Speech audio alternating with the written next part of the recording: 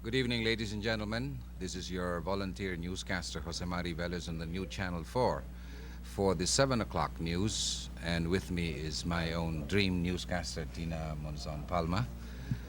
And in our lead story this evening, Mrs. Corazon Aquino was sworn in today as the woman president in the Philippines. Former Senator Salvador H. Laurel also took his oath as the new Vice President of the Republic. Thousands attended the simple but historic rites at the Club Filipino. Today, February 25, 1986, was written another page in Philippine history.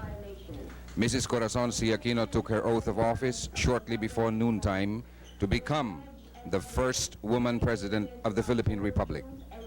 President Aquino's assumption to the highest office in the land was made possible by the now familiar term people's power. Such people's power was augmented by military forces under the leadership of Minister of Defense Juan Ponce Enrile and Chief of Staff Fidel Ramos. Both Enrile and Ramos attended the swearing-in and respectively sat to the left of Mrs. Aquino and to the right of Vice President Salvador Laurel. Senior Supreme Court Justice Claudio T. Hanky administered the oath of office to the yellow-dressed Cory Aquino. Raise your right hand and repeat after me. Your oath of office. I, Corazon Coaco Aquino, do solemnly swear that I will faithfully and conscientiously fulfill my duties as President of the Philippines, preserve and defend its fundamental law, execute its just law, do justice to every man, and consecrate myself to the service of the nation. So help me God.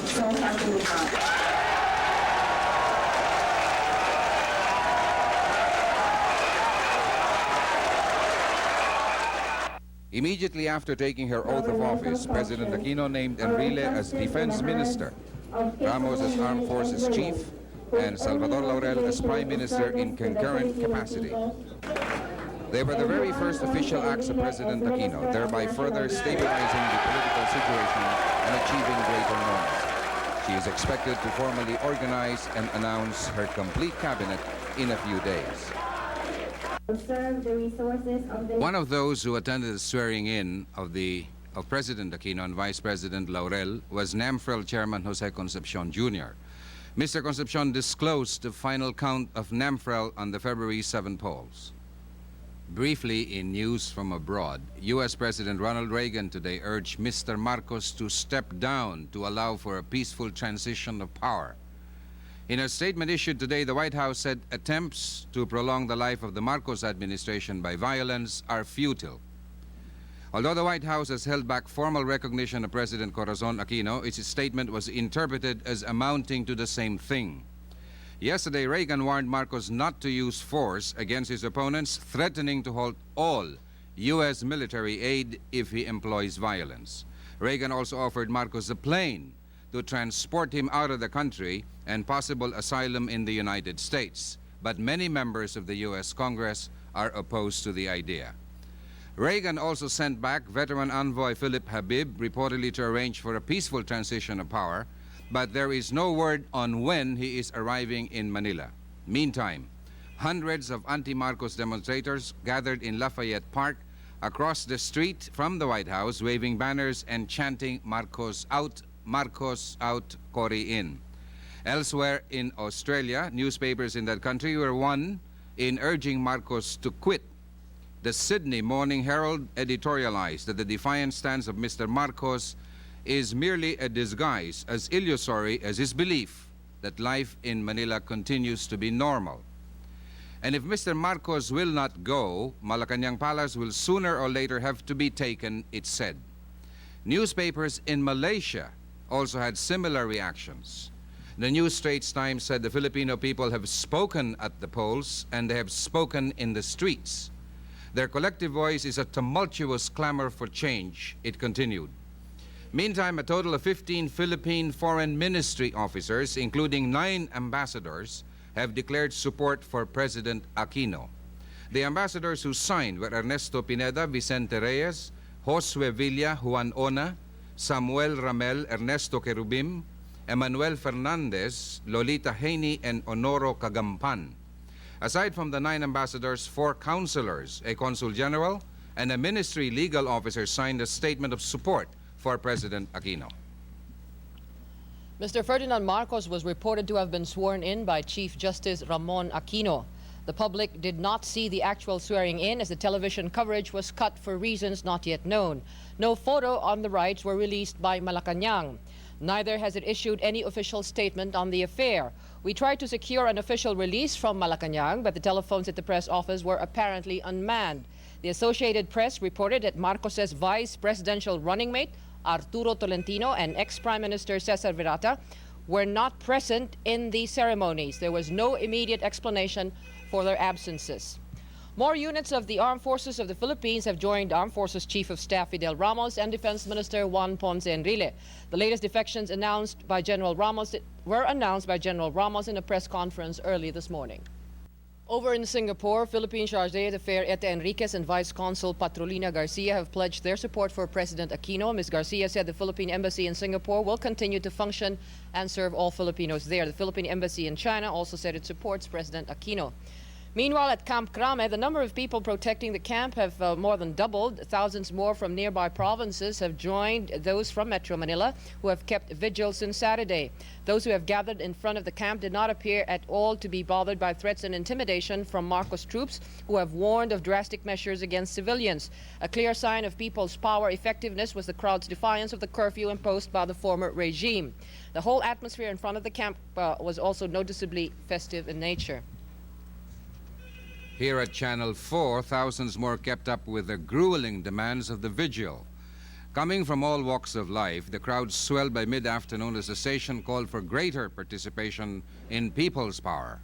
While fighting was reported at the nearby television transmitter, the crowd remained unaffected as they refused to scamper to safety. The crowd was then treated to fun and games by volunteers from within the station grounds. Meanwhile, at least 9 people died in gun battles between Marcos troops and elements of the new armed forces of the people. In Makati, 8 people, one a policewoman, were killed when armed men tried to seize a police station. Shooting also took place near the Channel 9 transmitter here in Quezon City. The shooting was between 25 members of the new armed forces of the people and 60 Marcos troops. One died in the shootout. Earlier in the day, 2 people were wounded by sniper fire blamed on Marcos troops. In developments overseas, Iran said its troops launched a new offensive on the Western Gulf front last night. The National Iranian News Agency did not give the exact location of the new attack, but diplomats said Iran has been massing troops on the edge of the Hawiza marshes north of Iraq's second city of Basra. Iranian troops launched a big offensive last February 9 into the Fao Peninsula in the south. Diplomats have been forecasting a new thrust to divert Iraqi defensive resources from the south. Elsewhere in the world, Vietnam today said Chinese forces mortar bombed and rocketed a northern border province last week. Vietnam also accused Chinese troops of frequent intrusions on sabotage missions across the border. The Vietnam News Agency said as many as 4,000 mortar bombs and 100 rockets had hit 13 areas in Ha Thu Yen province, but gave no details on casualties. China and Vietnam fought a brief border war in February 1979 after Hanoi's troops ousted the Beijing-backed Khmer Rouge regime in Kampuchea. And capping our foreign news roundup, South Korean police today said they would stop arresting politicians as part of the government efforts to diffuse political tension. Political tension in Seoul was high the past 2 weeks, caused by an opposition signature campaign to press for direct presidential polls. A police spokesman said a total of 77 opposition politicians were arrested over the signature campaign. All had now been released, but investigations would continue to seek if they had broken any law. South Korean President Chun Doo-hwan told opposition leaders yesterday he would allow parliamentary debates on constitutional changes to permit direct polls after he steps down in 1988. He also promised to set up a special presidential and parliamentary committees to study ways of amending the charter. At present, the South Korean president is chosen through a 5,000-member electoral college. Turning now to sports, American marathon queen Joan Benoit has won the prestigious Sullivan Award as the top amateur athlete of the United States for 1985. The 28-year-old Benoit, who ruled the women's marathon in the 1984 Los Angeles Olympics, set a world record of 2 hours, 21.21 seconds in last year's America's Marathon in Chicago. She is the only the seventh woman in the award's 56-year history to receive the prize. In basketball, Spud Webb, the smallest player in the PBA, is showing a knack for being at his best when the crowds are largest. The 5'7" Webb, winner of the NBA's slam dunk contest before a sellout crowd in Dallas 3 weeks ago, today played his best game of the season in leading the Atlanta Hawks over the Los Angeles Lakers 102-93. Playing before a capacity crowd at the Omni in Atlanta, Webb scored 23 points and had 13 assists, both career highs. He punctuated his performance with 2 slam dunks and 14 points in the pivotal third quarter. Irvin Magic Johnson led the Lakers with 23 points, while Jabbar put in 22. In other games, Detroit beat Chicago 110-100. Houston outplayed Dallas 110-105. Cleveland won over San Antonio 124-114. And Denver defeated Portland 119-113. Unboxing, Azuma Nelson of Ghana will defend his World Boxing Council featherweight title against Marcos Villasana of Mexico in Los Angeles this Wednesday. 27-year-old Nelson has a record of 22 wins with 18 knockouts against only 1 loss. This will be his first title defense since capturing the title from Wilfredo Gomez of Puerto Rico in September 1984. Villasana, on the other hand, totes a record of 37 victories with 31 knockouts against 4 defeats. The proceeds of the 12-round bout will go to victims of the earthquake in Mexico last September. And still in sports, 5th-seeded Zina Garrison today defeated fellow American Ann White to advance to the second round of the $150,000 Virginia Slims women's tennis tournament in Oakland, California. Garrison prevailed in 3 sets, 6-4, 3-6, and 6-1. Garrison, who won 2 tournaments last year, was the first seeded player to see action. And that's the sports roundup.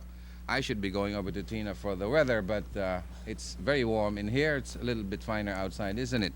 Yes. And maybe, Tina, before we say goodnight, we better explain. This was the 7 o'clock news, but we went on at 7:30. It was not particularly easy getting all of these things going. What time are we coming back for a major newscast? We are going to have an hourly news break and then another major newscast. You better repeat Take that. 2. We are going to have hourly newscasts, and then we will have another major newscast 11:30 to 12 o'clock tonight, and then another one at 7 o'clock in the morning, another one at 1 o'clock in the afternoon, and then so on and so forth. So we will be seeing them at 11:30 tonight. Yep. Yeah. Good night. Okay. Good night. Thank you.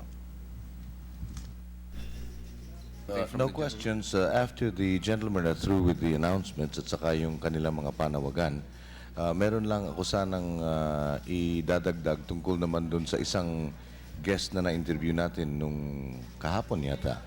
And this is in effect a clarificatory attempt on my part, because it seems that the Bayan group felt that when I intruded after they made the announcement and the call for a national and a nationwide civil disobedience, mukhang nasaktan yata sila nung aking itinanong na ito ho ba ay coterminus dun sa instalasyon ng bagong pamahalaan. And there was no offense intended kung yung aking body language habang nagsasalita yung the lady, napaganon ako kasi the sequence prior to that was nakikiusap kami sa mga sambayanan na kung pwede lang sana huwag saktan ng mga armed soldiers, Marcos troopers, yung mga namamagitan, sapagkat sabi ko, para hong away ito dalawa nagtututukan, and the heroes actually are the people that found themselves in between ke tangke ke baril. In that spirit, yun ang aming pinag-uusapan. Pagpasok ng announcement nung Ale, it was a call for a national mobilization kaagad. Kaya ang sabi ko, kung pwede sana, i-qualify lang kung ito ay coterminus naman dun sa instalasyon ng bagong pamahalaan. Naghinanakit yata, Mari. Kaya if I offended them, this was no attempt to badger them as they felt. Kaya raw, karamihan ng mga nasa labas na Bayan group ay nag-withdraw. Hindi naman sana. Well, before anything else, I think this is very important. In fact, we had this earlier, but we did not want to announce it until we get confirmation. Unfortunately, however, there are some radio stations which are saying that there are negotiations going on between Enrile and Marcos, and to rejoice and to take out the blockades. Now, we would like to tell the public that this has not yet been confirmed, so wag po kayong aalis dun sa inyong mga kinalalagyan. Makinig po kayo dito sa bagong Channel 4. And we understand that such negotiations are really taking place. Pero wag ho kayong aalis dyan at kailangan pa rin po kayo. In fact, nananawagan nga po si Assemblyman Perez ng mas marami pa pong tao. There is always time to rejoice. Lahat ho tayo dyan isasayaw sa kalye. Now, Assemblyman Perez and Assemblyman Padilla, maaari ho bang maitanong, we would like to know whether there were any actions taken by the Batasan Pambansa or even at least the minority which would have a bearing on the proclamation of Mrs. Aquino. Yes. The majority of the members of parliament signed a resolution setting aside the proclamation of President Marcos. It was set aside because of the fraud that was committed, and this was even admitted by Minister Ponce Enrile. So on the basis of the fraud and all the violation of election law that was committed by ex-President Marcos, we decided to set aside his proclamation and instead proclaim President Aquino as the new President of the Philippines. It is to be stressed to the public that the proclamation is not done by the members of the UNIDO alone. It was done by both parties, by members of the KBL and members of the UNIDO. The members of the KBL admitted that they could not ignore people's power. They admitted that since we derive our authority from the people, then we should accept the decision of the people. The people have spoken and they want President Aquino to take over the reins of the government, and therefore she obliged, she accepted, and she was inaugurated this morning as the new President of the Philippines. So let me get this thing very clear. First, you set aside the proclamation of President Marcos. That is correct. And then second, you proclaimed Mrs. Aquino. That is correct. Therefore, we do not have either a transition or a provisional or a revolutionary government. We have a duly constituted government. Yes. And perhaps to stress it, Mari, the duly constituted government is a byproduct of the elections recently held. Because there were some comments regarding the matter of extra-constitutional moves. This is well within the Constitution because it's the same body, or is it?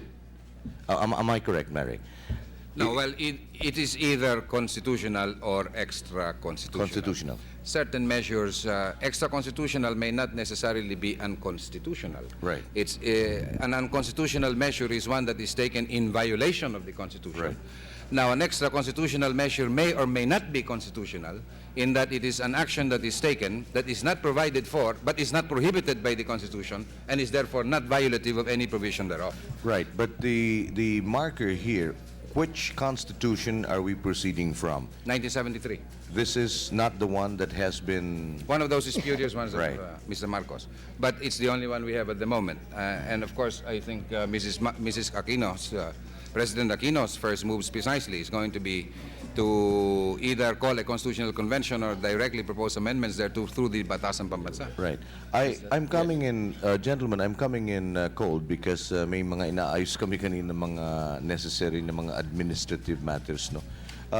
When you mentioned that the proclamation was done at Club Filipino, can you tell me how many and who are the more prominent KBL assemblymen were there present?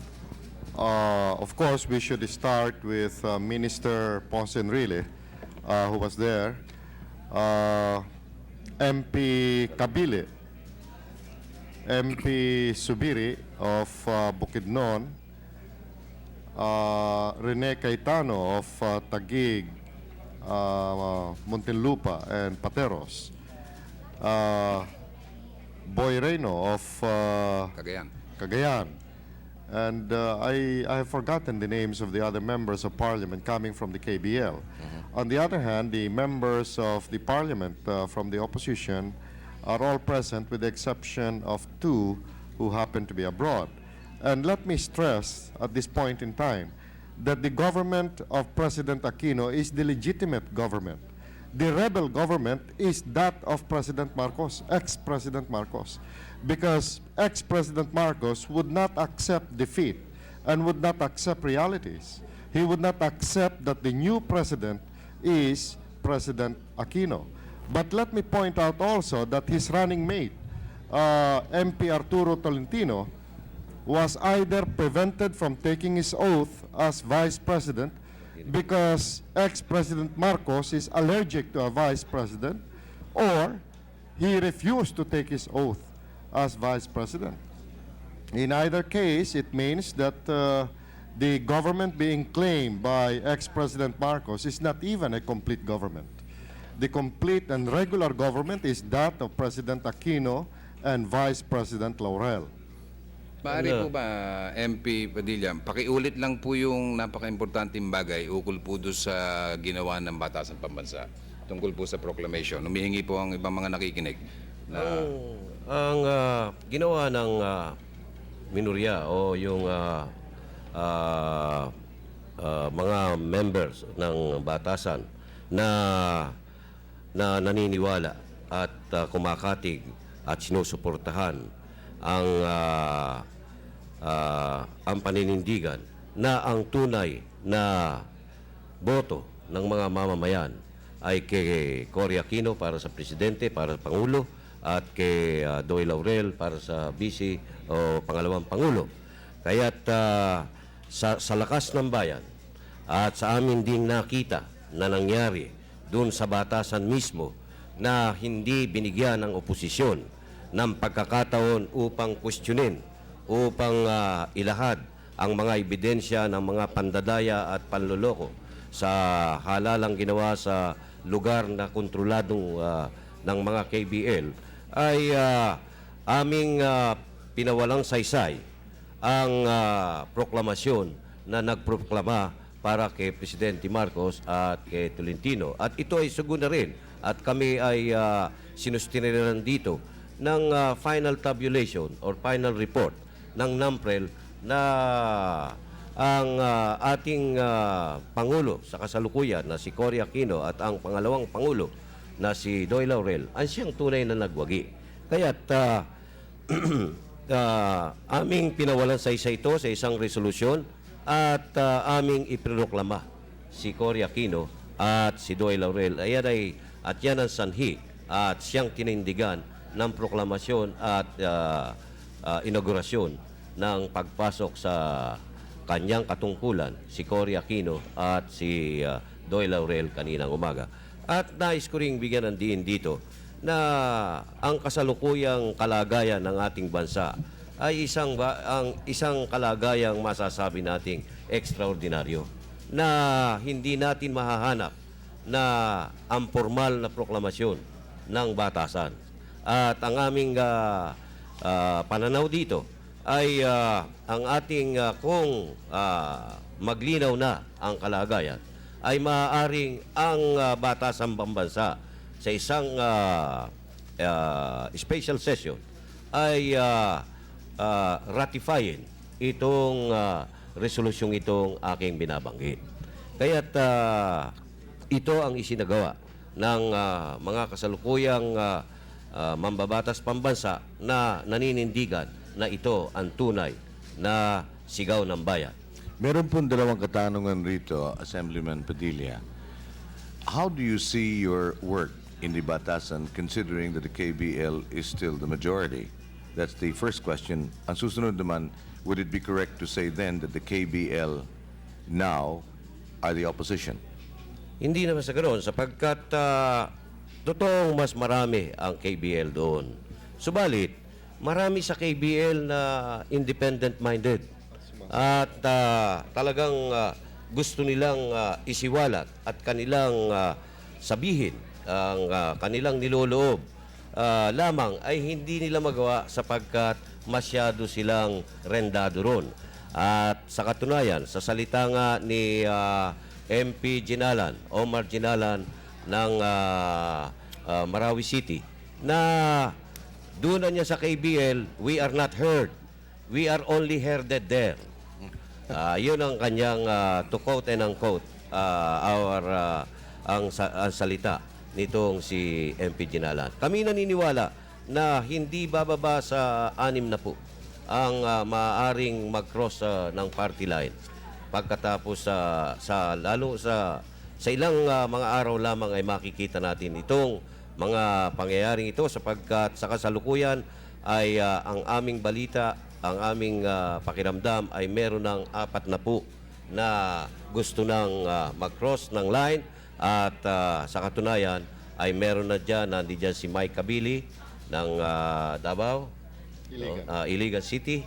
Andyan din si Jose Subiri ng Bukidnon. Andyan din si Rene Cayetano ng Pasig at Lapis of Bohol. At yun pa lamang ang nag-signified openly. But there are now moves by a great number of the KBL MPs to come over to the side of the Unido. Another question, Assemblyman. Would I be correct to say that there must have been some legislations which were railroaded and ramrod down your throats or down the throat of the Parliament? Do you anticipate any possible law or several laws that have to be recalled now, restructured, or revised? Well, totoo yan. Halos lahat ng legislation ng batasan ay railroaded. At wala naman kami talagang wala naman talagang legislation na hindi sumakay sa bullet train dyan sa batasan pambansa. LRT. Now, sa ilalim ng ating bagong gobyerno, ay mabibigyan na kami na ngayon ng laya sapagkat isa sa prinsipyong tinitindigan ng ating bagong Pangulo ay ang separation of the 3 departments of our government. Na ang lehislatura ay hindi niya pakikialaman at ang lehislatura ay maaaring gumalaw ng independyente sa ehekutiba. Kayo ba'y nagkaroon na ng pulong-pulong o understanding with the other members of the Parliament kung ano ang prioritization na gagawin nyo in light of the new dispensation that has been proclaimed? Sa palagay ko, ang aking kasamang Perez ay maaaring makapagpaliwanag dyan. Right now, we are discussing the program of legislation of the new president and the new program of government. So right now, we cannot tell you, but it is safe to state that a lot of the decrees of President Marcos are not humane, and therefore they should be set aside. There are still repressive decrees existing. The President still has the authority to issue PDAs, authority to suspend the writ of habeas corpus, and so on. These repressive decrees will have to go. So we will begin with that in the new government. Bong, may I just add to this? Because the issue was not simply getting rid of Mr. Marcos. The policy or the program is how to dismantle the entire apparatus of dictatorship in the Philippines, which Mr. Marcos set up and established and strengthened through his powers, first under martial law under the Commander-in-Chief provision, and second under Amendment number 6. So when we speak of repeal and modification, we speak of the entire apparatus, beginning with the 1973 Constitution. It's a general overhaul. Yes, and then you go on to the various decrees, and then you go on to the laws. It's a very big task, and this is where the cooperation between Parliament and the Executive, Mrs. Aquino, will be greatly needed. and of course with the people's support, I am sure that we are going to succeed in this task, and President Aquino is going to lead us to a much better, brighter, freer, and more democratic society. Mary, would you like to wind up the interview with them sapagkat marami ako rito mga babasahin ranging from rice to ice to ulam at gusto kong ipahiwatig naman ito sa mga nakikinig ngayon. Maybe we can ask the two gentlemen if they have any messages, final messages. You want to say goodbye to Mr. Marcos, or A lot of appeals have been made for Mr. Marcos to accept the government of President Aquino. But this time I'm making an appeal to MP Arturo Tolentino. I know that MP Arturo Tolentino is a very intelligent person, and I know that he has a sense of history. So I'm appealing to you, MP Arturo Tolentino, since you have not taken your oath as a vice president, we are asking you to come forward and state that you are accepting the new government of President Aquino and Vice President Laurel. I know that you can do this. If, on the other hand, you are being held as prisoner by the forces of ex-President Marcos, then we are asking you to somehow send us a message, and we will rescue you from the clutches of ex-President Marcos.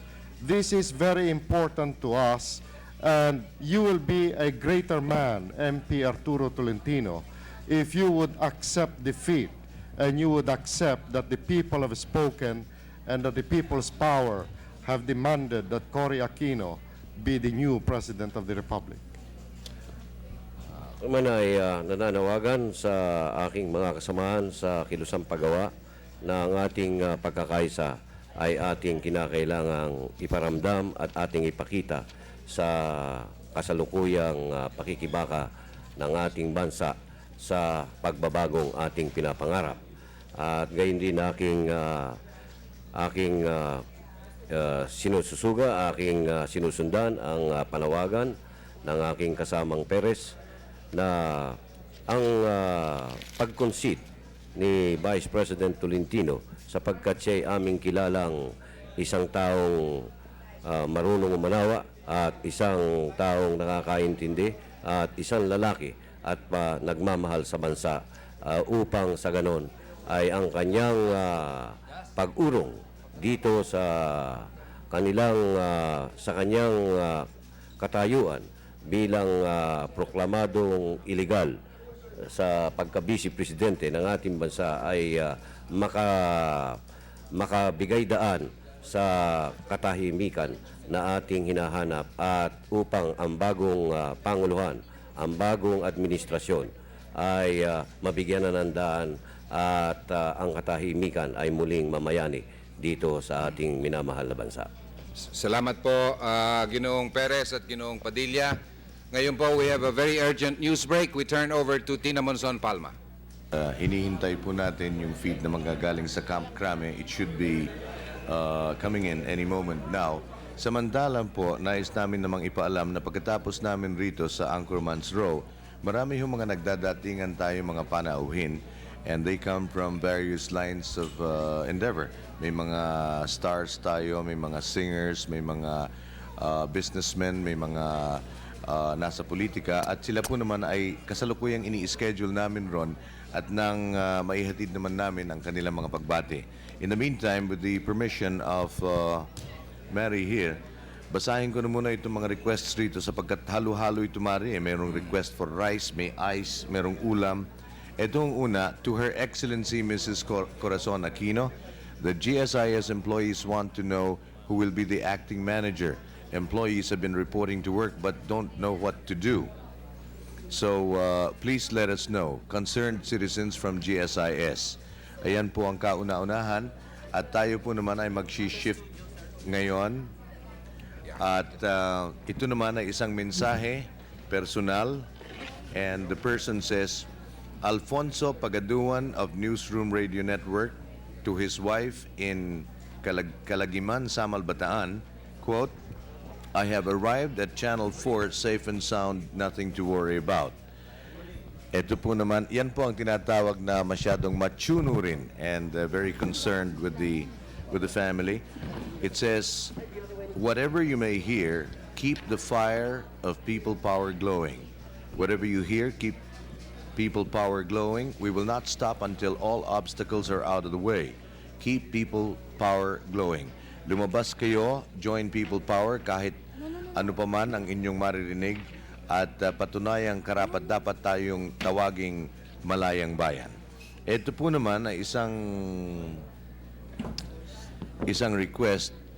Please bring over flashlights and batteries for us, for our use here at the new Channel 4. Naghihingi po ng flashlight and batteries naman yon. Ito naman ay, please announce, Mr. Ramon Ramirez, you can go home now. We are safe here inside. We cannot leave because they still need our help. Just pick us up tomorrow at about 8 o'clock in the morning. The message is coming from Elsa Ramirez. We're in need of flashlights and batteries. Yung mga nananawagan po para sa mga flashlights and batteries, tila hindi pa ho yata dumarating yung mga inaasahan ritong mga ilaw, flashlights and batteries. It says, Celeste Legaspi, chairman of the Food Brigade, is asking for ice. Humihingi ng yelo. And ipadala niyo po rito sa amin kaagad. And we'd appreciate deeply. Confirmed reports from Joey Albert on the condition in Broadcast City. There were only a handful of people there, 2 jeeps and a 6x6, which has just arrived. They need more people there to increase the morale of the area. Right now, ladies and gentlemen, nasabi po namin sa inyo kanina, marami kaming mga panauhing pumapasok ngayon rito sa studio. Let's turn over from Anchorman's Row sa ating pong guest lounge. Just been relayed to us.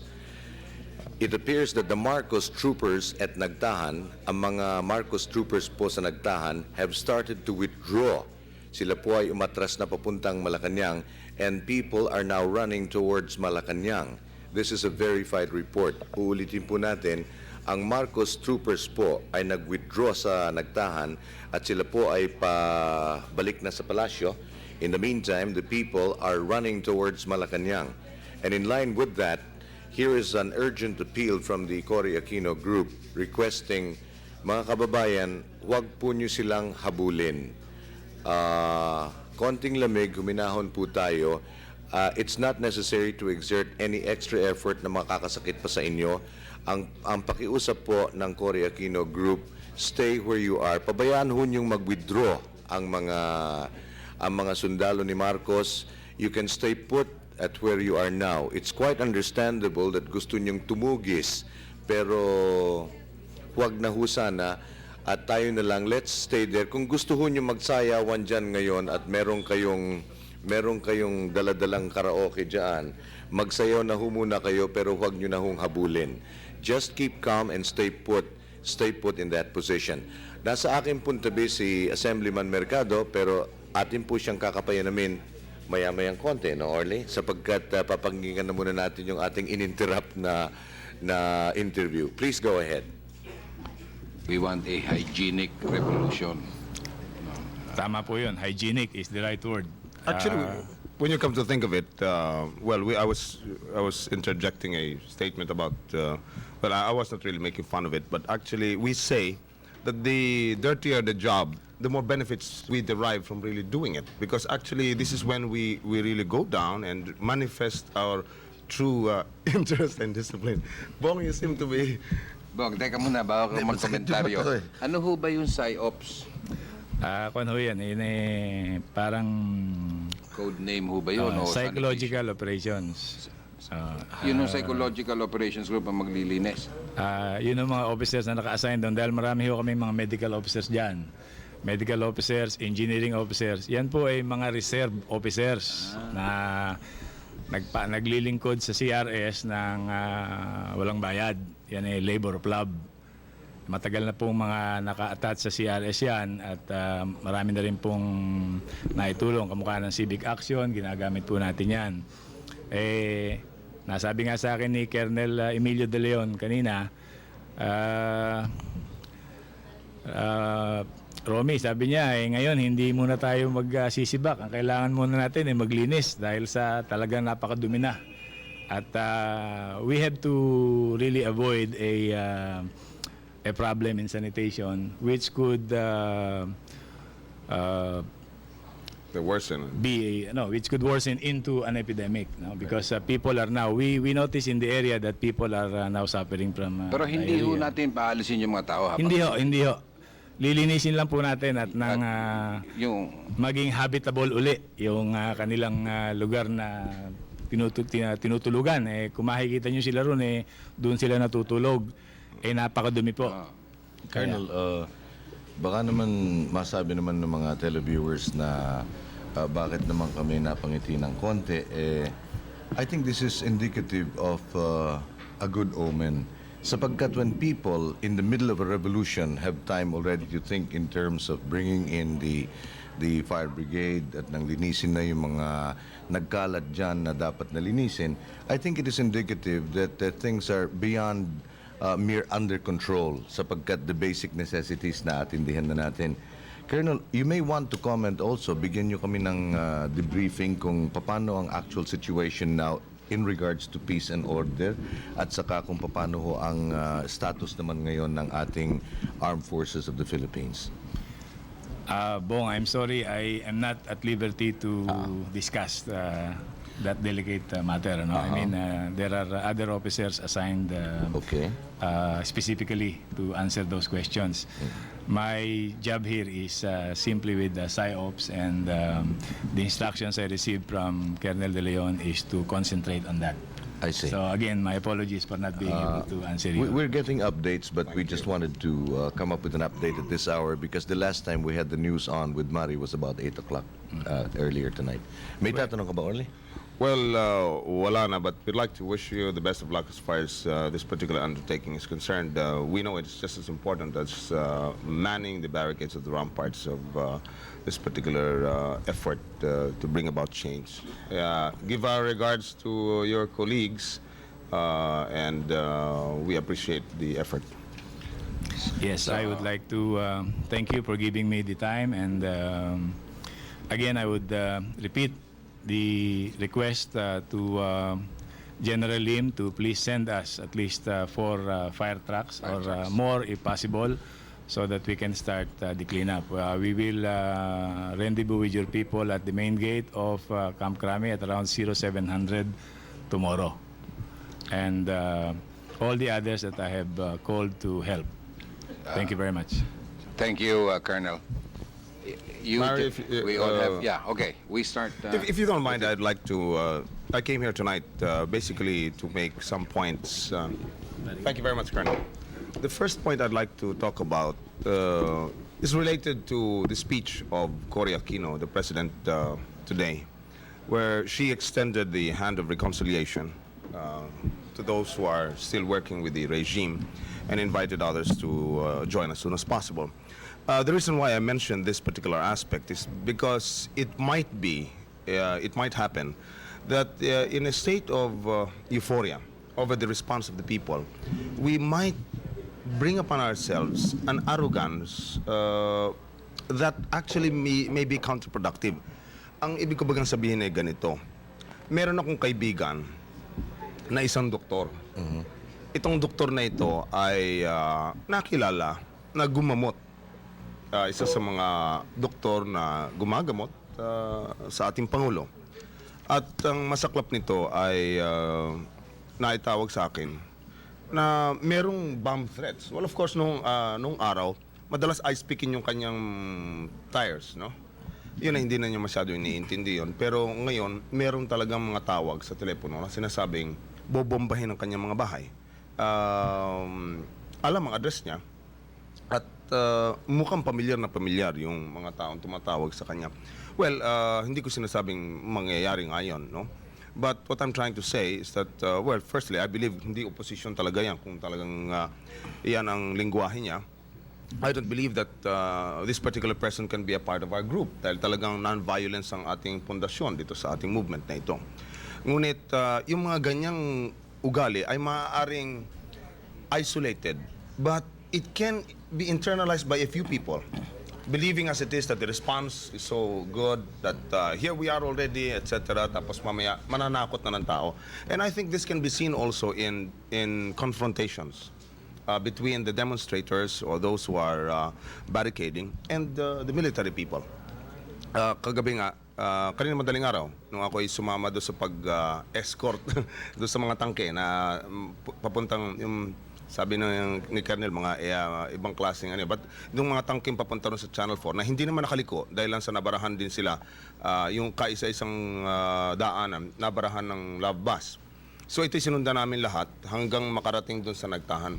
Pero yung isang napansin ko is that pagdating doon, siyempre naroon ng mga sundalo. Ito yung malapit sa Malacanang. Importante ang attitude na you don't want confrontation.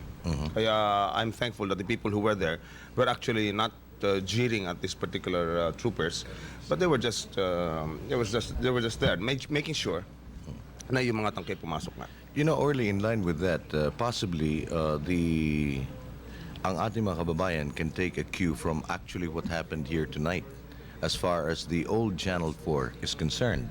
Did you know that yung mga balita kanina na binasa ni na Joe Mari on the air at ni Tina Monzon Palma, it involved a composite group of broadcasters from different disciplines, no? Nagkaroon ng mixture dyan ng mga Radio Veritas, pagkatapos yung mga dating taga Channel 4 who were reeling from pressures from upstairs during the previous dispensation. At ngayon naman ay napakawalan na to actually put on the air what they think are good material going by the truth, no, and the tenets of broadcast journalism. Silang gumawa niyan. It was a composite group. And frankly, we felt that earlier, nung ginagawa yan, akala namin magkakaroon ng konting, how shall I call it, ang tawag sa HR, the internecine factor, yung konting, the art of executive backstabbing. Wala. As a matter of fact, they meshed without even benefit of what we call a merger lab, no? Everybody was professional enough to pitch in at nagtulungan. And that was the product of the earlier news which binasa ni Joe Mari kanina. Yeah. No, the only reason why I mentioned it is that it might become apparent. And I think these are isolated cases. But just to say, I'm sounding the warning, especially as the President Aquino has herself stated that she is going to be magnanimous in victory. And I think that is the essence of living. Magnanimity in victory and defiance in defeat. Joe? Now I have, is this on? A statement here from the Cory Aquino Media Bureau. President Cory Aquino has received reports that certain Marcos loyal commanders and their units are continually moving political prisoners in their custody from location to location. Those commanders and their units will be held personally responsible for the physical safety and well-being of these political prisoners. Should anything untoward happen to any one of them, the commanders and the units charged with their custody will face severest sanctions. They would be well advised to report immediately the locations and names of these prisoners to the Minister of National Defense. Now, Bong, let me say something about this because you know, I was a political prisoner, and I am the president of CELDA, which is the Society of Ex-Detainees. In fact, I was, my first newscast was tonight, because as you know, I was arrested on the first day of martial law, and I was incarcerated with Ninoy Aquino in Fort Bonifacio. I'm also with Kapatid and with task force detainees. In fact, we have been trying to make certain negotiations with these military people regarding the political prisoners, because we understand there are still about 600 of them. No? Now remember, these are not convicts, these are not criminals. Orly is an ex-political prisoner himself. And we were not even asking for their release, of course, if possible, no? But only to put them in safer places. Dahil baka naman mapinsala ang mga taong ito. No? So this is a statement from President Corazon C. Aquino, that you will be held personally responsible for the safety of these political prisoners. I have a second statement from the Cory Aquino Media Bureau, from President Aquino on the statements given by Central Bank Governor Jobo Fernandez. I quote, I have listened to the explanation given by Governor Jobo Fernandez Jr. regarding the foreign exchange transactions of the central bank over the last 10 days. I am satisfied with the explanation that has been issued. The stability of the Philippine banking system is of paramount importance at this time of national crisis, and I am pleased that we have a central bank governor whose professionalism is beyond question. Signed, President Corazon Aquino, provided by the Cory Aquino Media Bureau. Perhaps one of the questions which we should try to seek answers to, what happens now, Orly? Ngayong the new government is installed, anong dapat ang gawin ng mga taong nasa government-owned or government-controlled offices? I would imagine that the imminence of the replacement of the people at the top is forthcoming. Yeah, no? definitely. So ano dapat, ano ang may papayo natin para sa mga empleyado ng mga government-controlled companies? Well, just to continue working. Ang tingin natin hindi naman maapektuhan yung mga nasa lower echelon, kahit na nasa middle management, except the appointed officials. And this was mentioned today in her speech, in the President's speech. No? Kaya ang importante ay ituloy lang mga trabaho, stay put where you are, because that is the essence of transition. It is not abandoning everything and then starting from scratch. No, we have to take stock of what is what is there, what are your human resources available in the area, what's the training, and ang totoo niyan, kung sa civil service mag-uusapan natin, ang pinaka-permanente yung civil nasa servant, ilalim, yung mga nasa ilalim, up to middle management. Ang mga taong masyadong mataas ang turnover at pagpapalit, yung mga taong nasa taas, Political yung mga appointees. appointed positions. And I feel this is there should be no cause for alarm as far as these people are concerned. Perhaps it would be proper at this point to appeal to the civil servants, yung mga yung mga workhorses ng mga political appointees, because this is the time now that they can show na they're firm on the saddle, no, so that the machinery of government will not slacken. We have a guest with us today. Unfortunately, I was not given the oh, I see. Ladies and gentlemen, we would like to acknowledge the presence of Bishop Gabriel Reyes, Auxiliary Bishop of Manila, and Bishop Gabriel Reyes would like to make an appeal to the people. First, allow us to welcome you.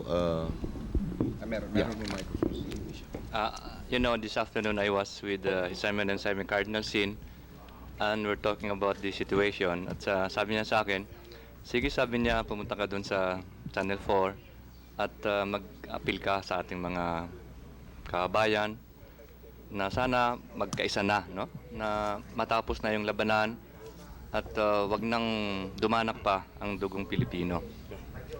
At sama-sama na tayong mag-umpisa ng isang bagong Pilipinas, no?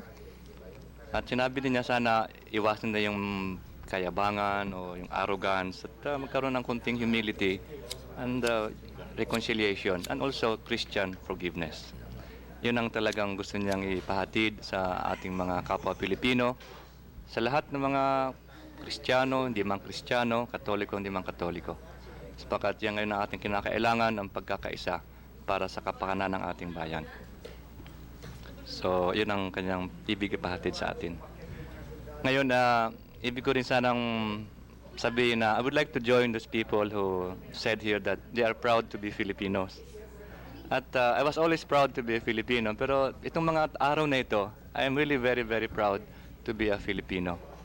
Kasi kung minsan, you know, when I was still a student, sinabi sa amin ng aming professor na isang foreigner, isang banyaga, nasabi niya kayo mga Pilipino, kayo mga mabuting mga kaibigan, mga mabuting mga miyembro ng pamilya, inyong minamahal ang inyong mga kaibigan, kayo nagmamalasakit para sa inyong pamilya. Ano sabi niya, ang kulang lang yung inyong pagmamahal, nagtatapos lamang doon sa inyong kaibigan at sa inyong pamilya. Ang bayan ay hindi niya masyadong pinagmamalasakitan. Kaya kung minsan, sa sinasabi niya, pag-stop, okay yung pamilya ko, tapos na.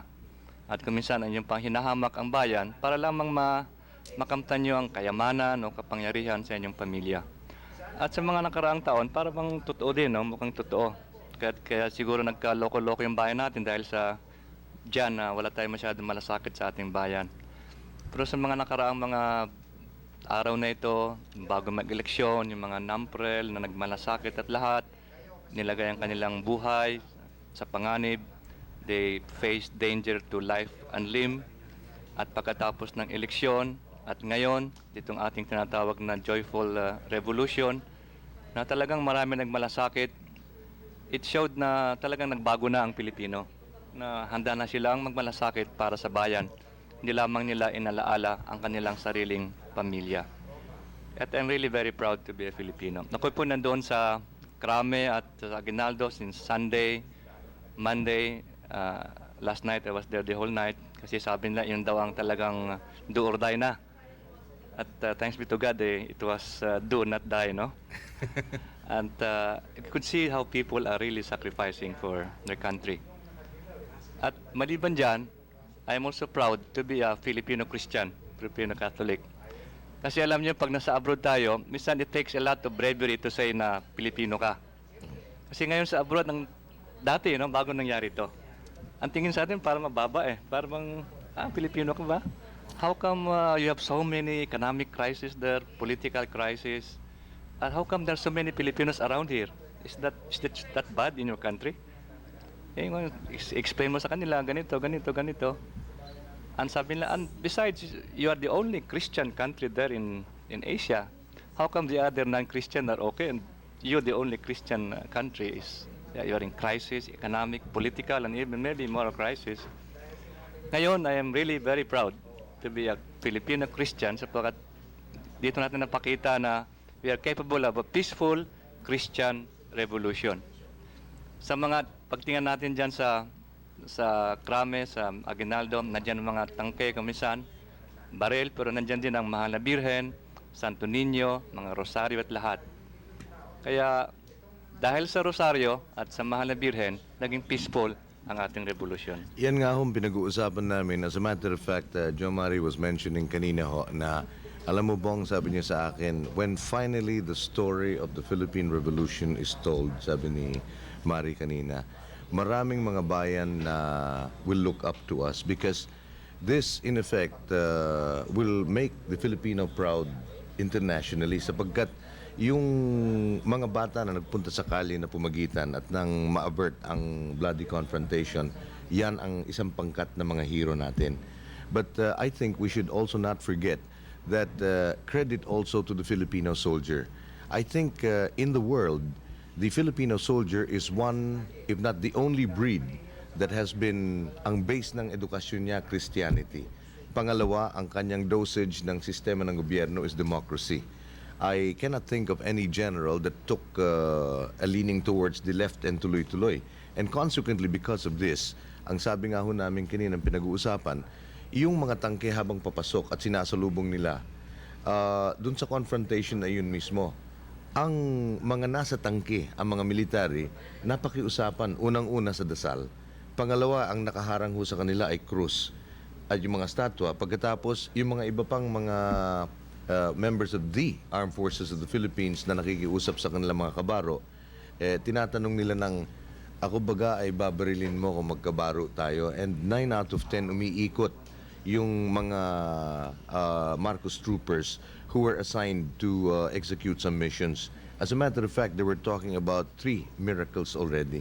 Yung po palang 2 eroplano na aligid-aligid dito sa Camp Crame, may precise orders pala ho raw yun to already start strafing the area.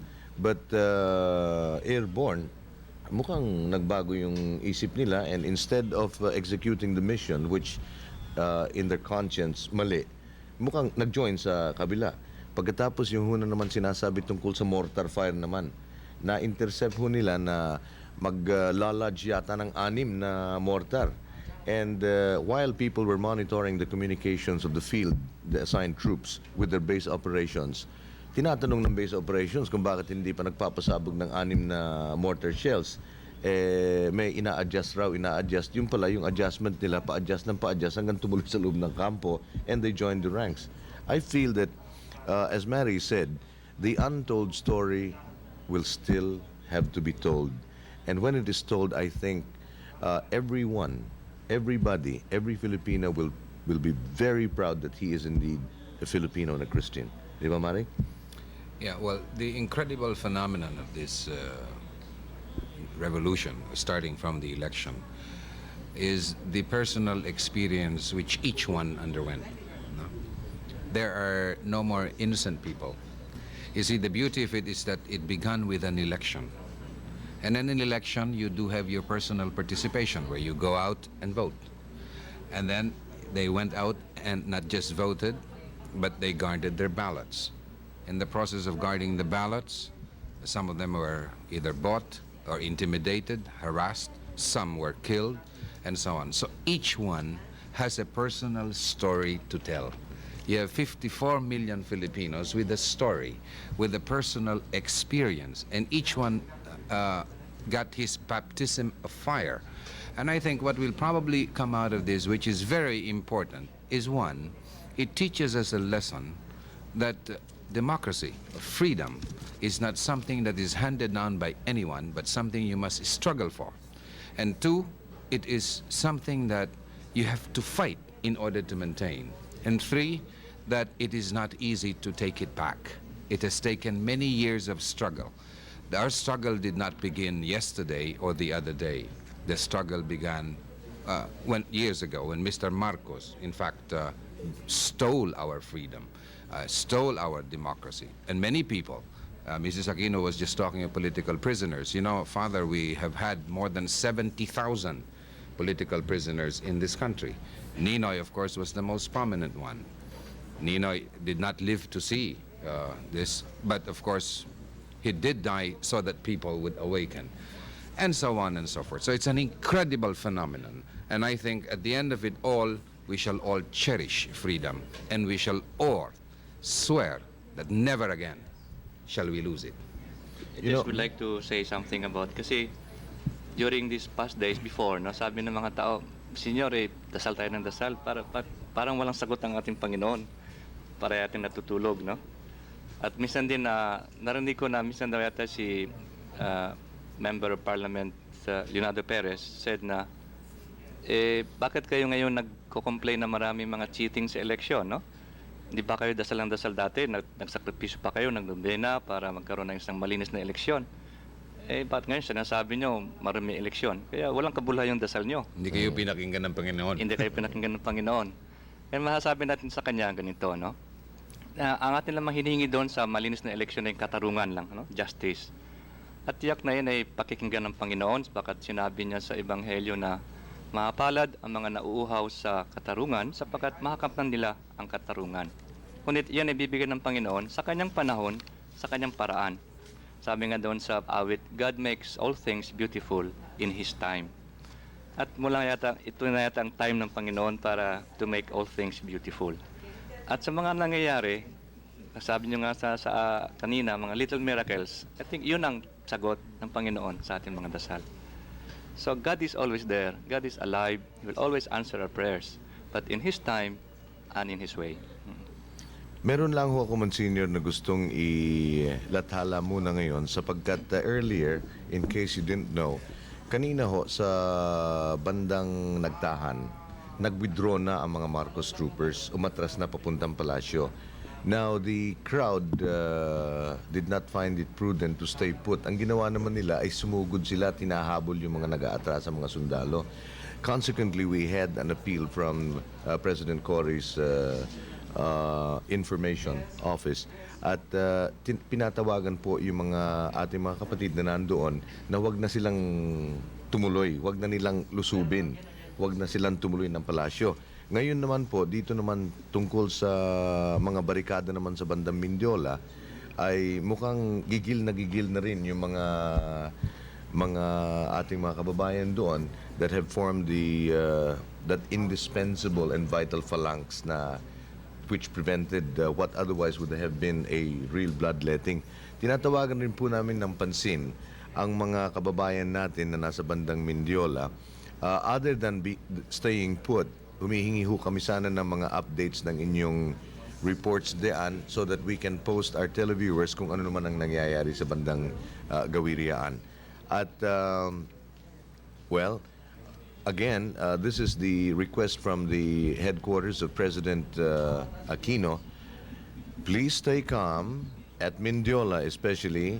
people are not, repeat, people are not to storm the palace grounds. Kung pwede lang, just stay put there. Kagaya ho ng nasabi namin kanina, kung nais ninyo magsayawan na dyan sa kalye, ituloy nyo na lang ang sayawan. Huwag na kayong Dun sa bridge. mag-storm pa. Kasi itong bridge na ito, historically ito, madugong-madugo ang history nitong Mindiola Bridge na ito. I think the less harm that can come to you, the better for us. At na makaselebrate naman tayo properly. And yes, we have here also, Monsignor, the transcript of a press release coming from the office of the Australian Prime Minister. And dalawa ito, hindi ko alam pareho ang date nito.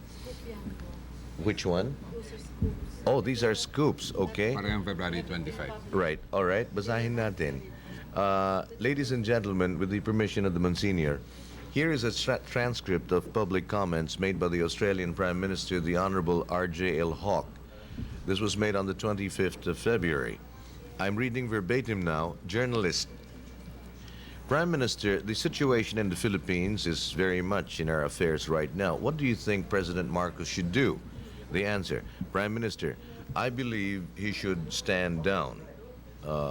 I believe he should stand down. All the evidence shows that the election was fraudulent, and the only guarantee that you can have now, I think, that you're going to have a situation of the country being plunged into chaos and bloodshed is that he should stand down. I think the term stand down is rather Australian in origin. The counterpart phrase in English is step down, no? Journalist, what's the Australian government's greatest fear? The care of the people there or a strategic thing? Prime Minister, no, the people. I mean, it's a country of considerable natural richness and wealth, and I believe that what is required there, as far as the welfare of the people of the Philippines is concerned, is a government that's going to concentrate upon trying to ensure economic and social development. That hasn't been happening, and that is a major consideration. Of course, security situations do come into it, but it is not, as far as I'm concerned, the prime consideration. Nor do I believe it's the prime consideration of the United States administration. I think the Secretary of State, George Shultz, said very eloquently recently, democracy comes before the basis. The journalist. There's one last point. If Mr. Marcos doesn't heed the advice of the Americans or the Australians or other people around the world, what can you foresee happening there? The answer of the Prime Minister, and still we're quoting verbatim, if he doesn't stand down, you can see nothing, as I say, but chaos and bloodshed. And I would think that Marcos should understand that after 20 years, if I can say it in this environment, he's had his innings, time to retire.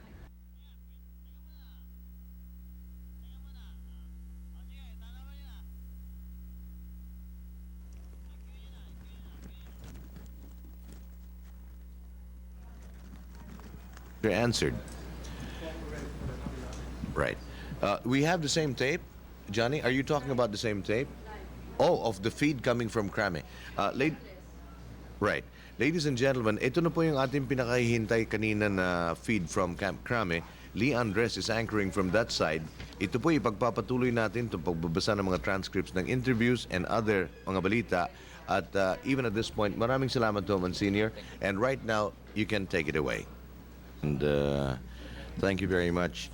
We wanted to ask some questions sana kanina kay Lee.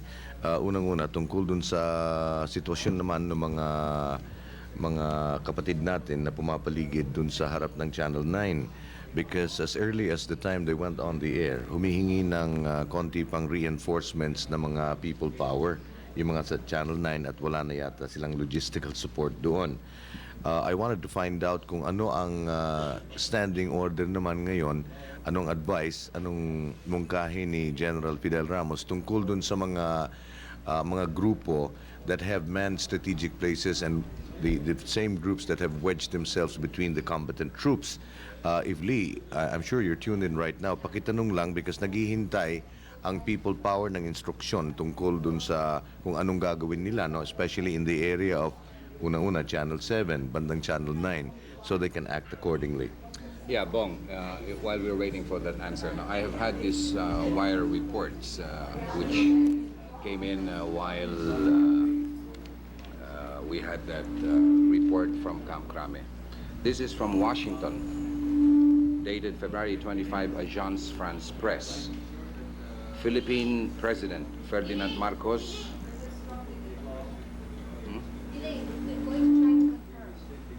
Yes, we didn't say it's confirmed. It's just Yeah. a wire report, That's right. and that he is on his way to Clark Air Base, where he will leave for another country. CBS television news reported today. They were citing an identified source in Washington, but they did not identify the country where President Marcos is reportedly headed. Now, this is a wire report. The other thing is that there are other reports from the field regarding the situation in Malacanang. You wanted to... Yes, that's why we will try to get Camp Crame on the other line, and we're going to try to see. Of course, we went through this once before. You all know this. Early 2 mornings ago, I think that was. And as much as we would all like to jump up and down, we're going to try our very best now. We're going to try to get Camp Crame on the line, and we're going to verify reports. I understand that people are dancing in the streets and so on. But let's see. What do you have over there? Let me transfer to the other studio, and let's see what we have. Okay? Go ahead. Which one? This one? No, yes. I want to read these other reports here, which don't have anything to do with his leaving. These are independent reports from the field, which also indicate that Mr. Marcos has agreed to give up power to newly sworn-in President Corazon Aquino. The Associated Press reports that a military officer with the troops loyal to Marcos received a message from his superiors that Marcos was negotiating formally stepped down. Now, I want to explain that these were earlier reports which we had received. And the officer was identified as Lieutenant Colonel Norberto Santiago, commanding officer of the Jungle Fighters contingent in Malacanang, who said that the message was relayed to him by General Patugalan. Santiago's statement came as a convoy of 10 military vehicles, including 2 tanks and an armored personnel carrier, left Malacanang at 8 o'clock tonight. Again, the Agence France Presse quoted eyewitnesses as saying that at least 1,000 Marines had marched out of Malacanang. These developments have all come amid the reports, as we mentioned earlier, from Agence France Presse, quoting CBS television in the States, that Mr. Marcos was on his way to Clark Air Base. Now, it was also reported that Mr. Marcos had talked about this with Defense Minister Juan Ponce Enrile earlier. Now, of course, we're going to wait for direct confirmation of his having left. I think the report that we were getting was that there was already looting or something, which is why there was the directive of President Aquino to, I think, the military authorities to make sure that no looting, looting is prevented and order is maintained. As a matter of fact, Mari, it was confirmed na walang looting and the area has been secured. Now, maybe at this point we should also mention that earlier during the day, we did have a statement here, public statement from the manager of the Metro Manila Transit Corporation. And while earlier during the day, they switched their allegiance to the new government, hindi nila pinalabas ito kanina, Mari, kasi yung mga bus nakatulong rin naman. Because while they already pledged their allegiance to President Aquino, ang ginamit pala dun sa mga bus, yung mga blue Metro Transit. Yung mga yon at saka MCL. Ginamit na barikada pala. They were being used as barricades. So this was issued earlier by Major Alex Quirante, who is the division manager of MMTC. Now, the only urgent call that we had earlier tonight, while all these things were going on, was the request for logistics and help and manpower from our group in Channel 9, yung mga nagtipon-tipon roon na People's Power. So I wonder if we have an update on that. Ano kaya ang sitwasyon ngayon doon sa bandang Channel 9? Kasi one of the things I wanted to ask General Ramos was, since nandun na lang si General Olivas kanina at saka another officer, I was hoping that they would appeal to the remaining Marcos troopers to ituloy natin yung appeal natin sa kanila na ibaba na nilang kanilang arms or stay put. Baka, you know, as we're about to awake from a nightmare, doon pa magkaroon ng sakitan, no? Especially since there seems to be a groundswell, a momentum of ebullience, and ikaw lang kanina, pasigaw-sigaw ka na rito, happy ka na. Ako'y nag-aagawang loob. Of course, I am very happy about this report, especially Bong, you know. 14 years ago, I told Ninoy when we were in the stockade that I would not go back on television until Marcos leaves office. Of course, I did not know that he was leaving tonight, but I guess this is the first time I've come back on television. And if we confirm this report, it would have been, I would have kept Your promise. my promise to him. Mary, we have the capability of split screening, I think, or audio interchange with Camp Crame. Do you have any questions from Lee Andres? I understand that she's on the other side. The microwave, by the way, yung facilities po namin, kagabi pa in-install yan ni Mitos. Siguro, pakilala muna natin Right. yung dalawang kasama natin Oo, dito. kasi ipagpaumanhin nyo at we got carried with the momentum of things. We have here with us, bago tayo magtanong sa Camp Crame, to the right of Jomari is Assemblyman May Tukayo, Bong Ignacio from the District of Mindoro. And to my left is Dr. June Priela, head of the delegation, yung people power support na inimport pa natin from Oriental Mindoro. And sabi nga ni Doktor kanina, eto na kami. Sabi niya, mukhang tapos na yung labanan. Alam mo, bago sila magsalita, Mindoro gave one of the most fantastic welcomes Right. to Mrs. Cory Aquino when she went there. Bong? Yeah, that's true, Yo. Kaya gusto kong samantalayin na itong pagkakataong ito. Bagamat ang amin talagang sadya rito ay para humingi pa ng reinforcement doon sa aming mga kababayan sa Mindoro. Subalit siguro ay sa latest report ay baka hindi na kailangan. Gusto ko na lang sana magpasalamat doon sa lahat ng mga taong tumulong sa pagkapanalo ni Cory Aquino at ni Doy Laurel, at saka doon sa mga tuloy pa rin ng pagdadasal at pagbibigay ng tulong doon sa mga nagpunta rito from Mindoro, na siguro mga around 150 ang delegations ng Mindoro Oriental para lang makatulong dito sa mga tao dito sa Channel 4. Kaya sa kanila ay gusto ko ipaabot ang aking pasasalamat, na bagamat alam nila na medyo mahirap ang panahon dito sa Manila at medyo delikado, ay sumugod pa rin sila sa kanilang sariling gastos para lang ipakita sa ating bagong Pangulo at saka sa ating bagong Vice Presidente ang kanilang pakikisama at pakikiramay sa kanyang pakikipaglaban. At may I add, since narito kayong dalawa ngayon at kanina ang ating mensahe para sa publiko was send reinforcements, we are advancing tonight. Binabago na ho natin yan, send refreshments, we are dancing tonight. Dapat ganun yun eh. Doctor, paano naman ang gagawin natin dun sa delegation na people power na dumating rito? May mga 400 data yan. Di naman, Bong. Our delegation is actually 140 strong, no? And it seems that if my impression is right, General Ramos was still requesting that all participants of this people power should stay put in their respective areas, no? So I think as long as we are needed, we'll have to stay put, no? But I am very happy of the developments because as Bong has stated, our assemblyman, we were supposed to request for additional manpower. As a matter of fact, there will be some more coming. There will be around 40 to 50 people coming from Oriental Mindoro also. And I would like to inform the Mindoreños in Manila that we in Mindoro, your kababayans in Mindoro are gising na. Bong a while ago, Bong Lapira a while ago was, I think it was Joe, stated that Cory received one of the most... the biggest reception. And that's very true. At mula noon, ay palagay ko gising na gising ang mga kababayan namin. So much so that yesterday afternoon, it was late in the afternoon, when we heard that, well, throughout the night, we heard Bong and June Kitley asking for more people's power.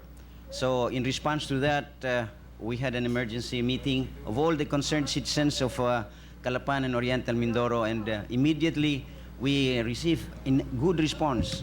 So much so that even the priests were enthusiastic about it. And before we left, he gave us the blessing, and even those in the marketplace, nandun sa palengke, Bong, matutuwa ka at dinadala pa dun sa, hinabol pa dun sa barko. Yung mga tulong nila, mga pagkain, mga pera.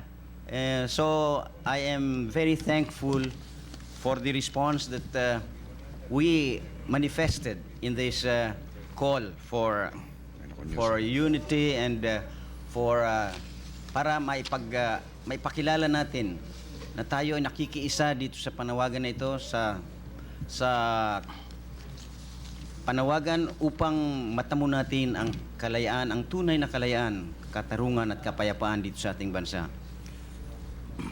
If I may, Bong, I think this is a very urgent thing that was given to me just a while ago. May I just read this? Please. People are trying to enter Malacanang Palace. Please ask them not to force their way. Soldiers defending the place might be forced to retaliate. Justice Barredo is trying to control them, but to no avail. These people seem to be there to loot. We are asking these people not to destroy anything in the palace.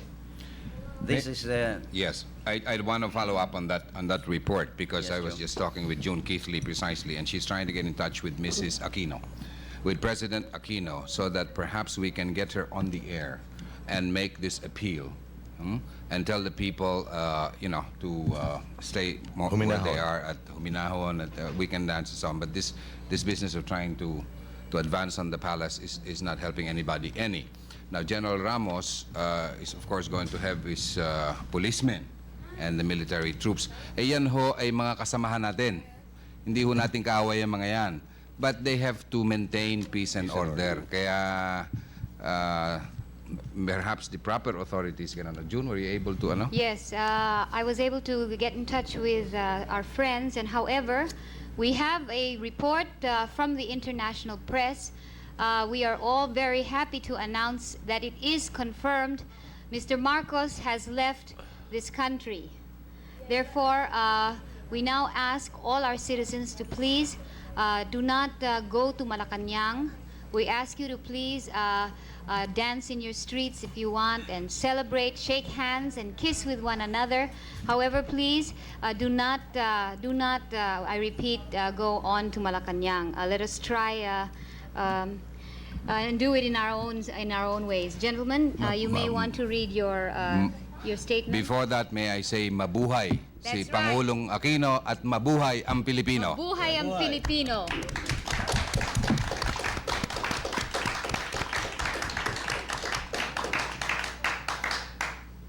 Kami po ay merong mga ibang balita rito.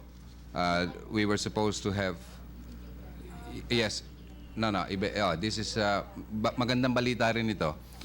At kasi we were supposed to have a news break at 9:30 with David Nye, and maya-maya siguro we will put the other breaks. At the Manila International Airport, security men are reported to have stopped Justice Minister Estelito Mendoza from leaving the country. Radio Veritas said Mendoza had intended to take a flight bound for San Francisco. Earlier today, airport sources quoted Reuters news agency, or quoting them, said Foreign Minister Pacifico Castro and Metro Manila Vice Governor Ismael Mathay left the country today.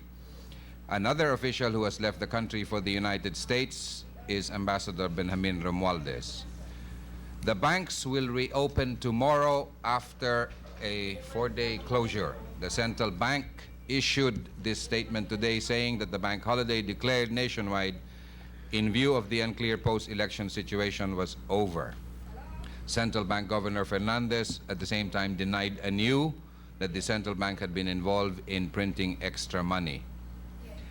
Meantime, the Philippine Chamber of Commerce and Industry issued a statement recognizing Corazon Aquino as president. The PCCI called on the entire business community to rally behind her in the massive task of economic recovery.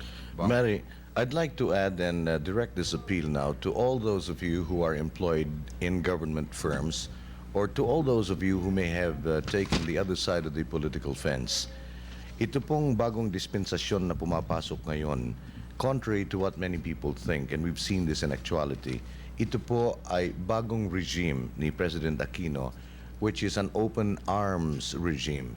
Wala ho kayong rason upang mabahala at matakot, sapagkat bukas ho, we're back to the salt mines, wika nga, in the sense that magtatrabaho na tayo, we now have to attend to the business of earning a living. So, yung mga nagtatrabaho ho sa mga government and government-controlled corporations or corporations of private in nature that manifestly took the side of the previous administration, wag ho kayong matakot. Ang pinapaulit-ulit ho namin rito, this channel here is a fine example of the open arms policy of the Aquino administration. Nung unang pumasok ko kami rito, unang pumasok sina June Kitli rito, sina Father Efren at saka sina Mr. Batakan at saka si Orly, natakot ho yung mga nagtatrabaho rito. And their immediate reaction was they were thinking in terms of the declaration of martial law in 1972. As a matter of fact, yung pagkatakot ho nila ay iba sa kanila ay naiiyak. And given the first 6 hours, they were asked to remobilize and they were asked only one simple thing. Okay, kung ang ipinuputok ng butsin nyo noon, hindi kayo pwedeng maging professional sapagkat hinaharangan kayo sa taas. Ngayon, this is the time now where you can join up with us and start working as professionals that you think you are, prove it. Kaya ito pong mga outputs ng mga news na pumapasok rito, kagaya na nasabi ko kanina, yung binasa yung debut ni Mari sa news, this was a product of the Composite Group. It is the same attitude of open arms which you should expect starting tomorrow because the nightmare is finally over. And however, in your ebullience, in your moment of your desire to heel click all over the place, so long as you do it where you are right now, wag ho muna kayong masyadong naglalalabas sa mga area na meron pa ring mga identified na sectors where there are Marcos troopers. Now, the poor souls are totally misguided. I think the best way to do now is to prevail upon the armed forces, the Philippines officers now, and especially those who defected, nakausapin na sila. Baka naman sa tail end pa naman nitong pagkatapos nitong nightmare na ito at saka magkaroon pa ng sakitan. So if there are any hardline or Marcos troopers remaining, o kaya nasa tabi kayo ng mga holdouts na mga tao na who are still for the deposed, am I using the correct term, president? Or the president who was left, no? Lakasan ho nyo lang yung inyong mga radyo at ipakinig especially sa kanila yung kanilang mga comrades in arms na nandito na sa the armed forces of the Philippines. At you have to lay down your arms already. However, if you feel it more prudent, just stay put also. Wag na ho kayong magtatakbo. Kasi any movement now, lalong-lalo na kung gabi at madilim na, it may just be misconstrued. You can send out signals. You can use the telephone. You can either call up Camp Crame or call us up here. Tumawag ho kayo rito sa amin at nang we can pass it on to the military authorities at nang we can link you up and you can receive your instructions. Mari? Kung uulitin ko lamang sa ating wikang pambansa, yung pong confirmed report, kasi binanggit po natin kanina sa Ingles, na si Ferdinand Marcos po ay umalis na sa Malacanang at marahil ay umalis na po sa Pilipinas via Clark Air Base. Kaya wala na po siya doon. At naibalik na po ang kalayaan dito po sa ating sintambayan. Joe, may konting problema. It seems inherent in the Filipino that he cannot celebrate kung hindi nagpapaputok ng paputok. Pakiusap lang ho, ano? Kasi, you know, the past few days has been a percolator atmosphere. Wag ho kayong nagpapaputok maskin labintador sapagkat nakakanerbiyos. And, you know, it could cause some precipitate action. For example, here we are hearing some explosions near Santa Ana, about 20 gunshots, question mark, or fireworks. Wag ho kayo. Kung gusto nyo talagang mag-celebrasyon, And you cannot take it away from us na magsindi ng mga lucis na lang, pwede ho ba? Mga sparklers na lang. Huwag kayong gumagamit ng mga, maski na yung Chinese firecrackers, lalo na yung mga natitira pa mga labintador noon.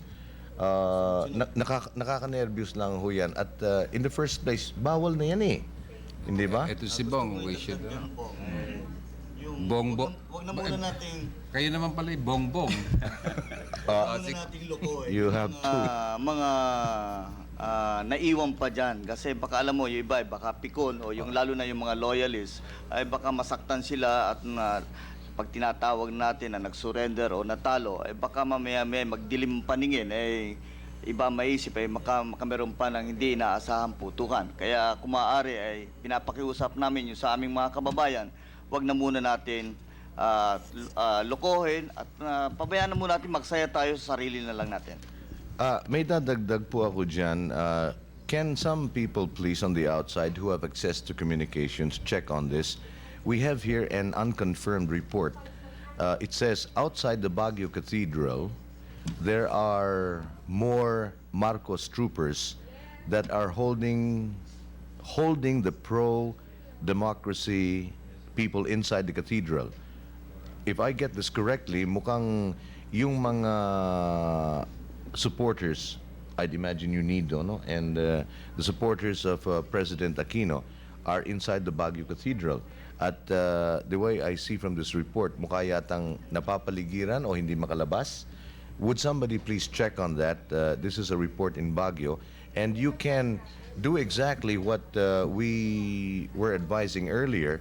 The best weapon you have right now is if you're walking around with transistor radios, blare them out at yun ang itutok po nyo dun sa mga strugglers na natitira, yung mga hindi pa na liliwanagan ng isip. Itutok ho nyo yung mga transistors nyo at ipadinig nyo sa kanila yung mga boses nung mga Marcos troopers, the loyalists, as they're usually referred to. Ipakinig po nyo yung boses ni General Olivas at saka yung mga ibang mga sumali na sa bagong Armed Forces of the Philippines. Now, marami po ho akong mga reminders rito pero nagkatambak-tambak ho ito. Hindi ko alam ngayon kung ito mga request for sandwich and water. Baka ang prinsipyo nito ay anim pa ang damo kung wala na yung kabayo.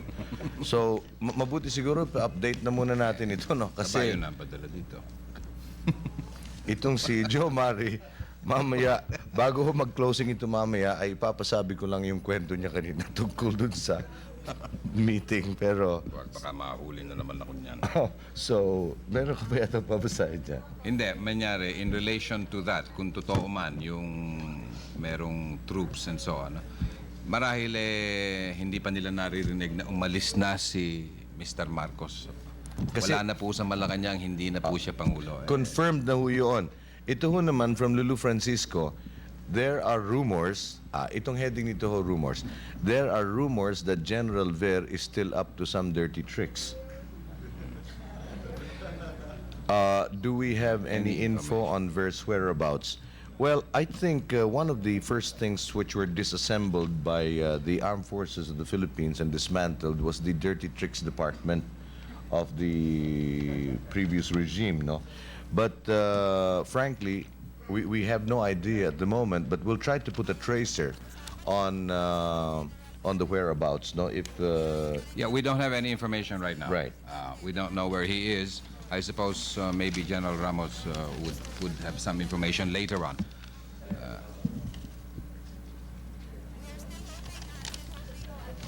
May I Yeah, just please. comment while you're reading those things, Joe?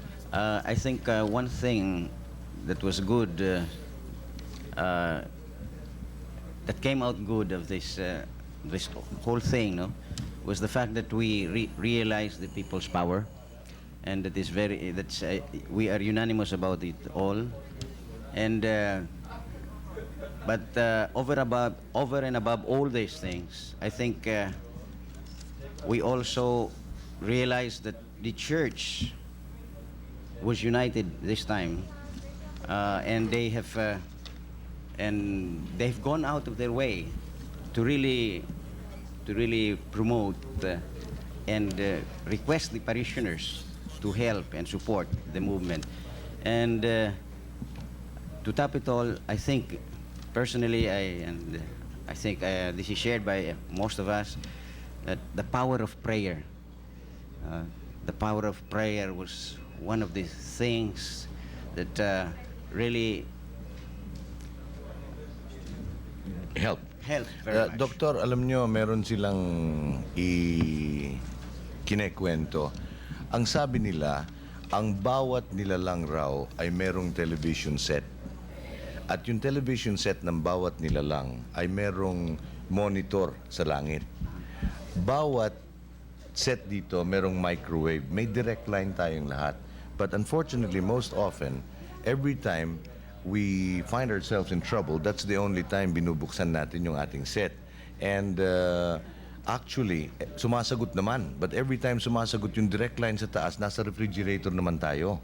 So I think in terms of paying tribute to the work of the church, I feel that the Mother Catholic Church, especially, was very responsible and very responsive in having opened a direct line before each and every individual at nang klaro ang signal natin sa taas.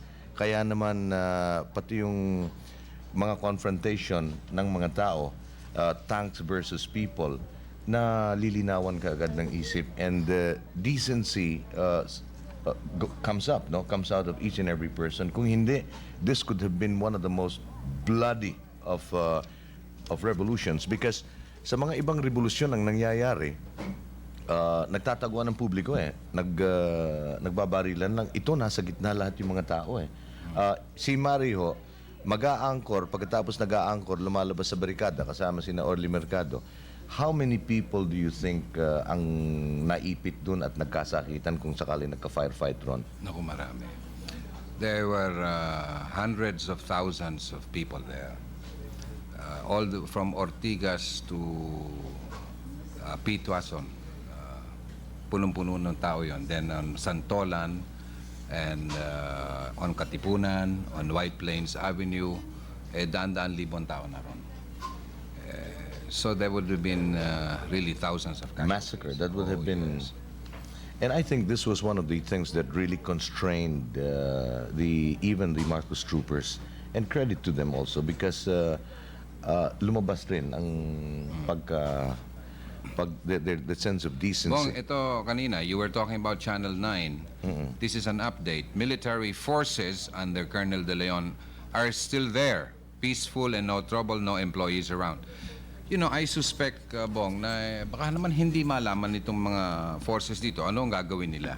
Perhaps they're awaiting word, no? Right, Hindi naman sila makalabas, hindi naman din sila nanggugulo. And so probably this is a message really to Camp Crame, to General Ramos, na mapasabihan itong mga forces dito sa Channel 9 na tapos na. Stay put. Stay put. At, wala naman daw trouble. Pero kanina yung hinihingi nila, the people there were asking for reinforcements. Kanina yun, pagkain. Pagkain. Pagkain. Refreshments. Dito rin naman kailangan natin pagkain, hindi lang naman doon.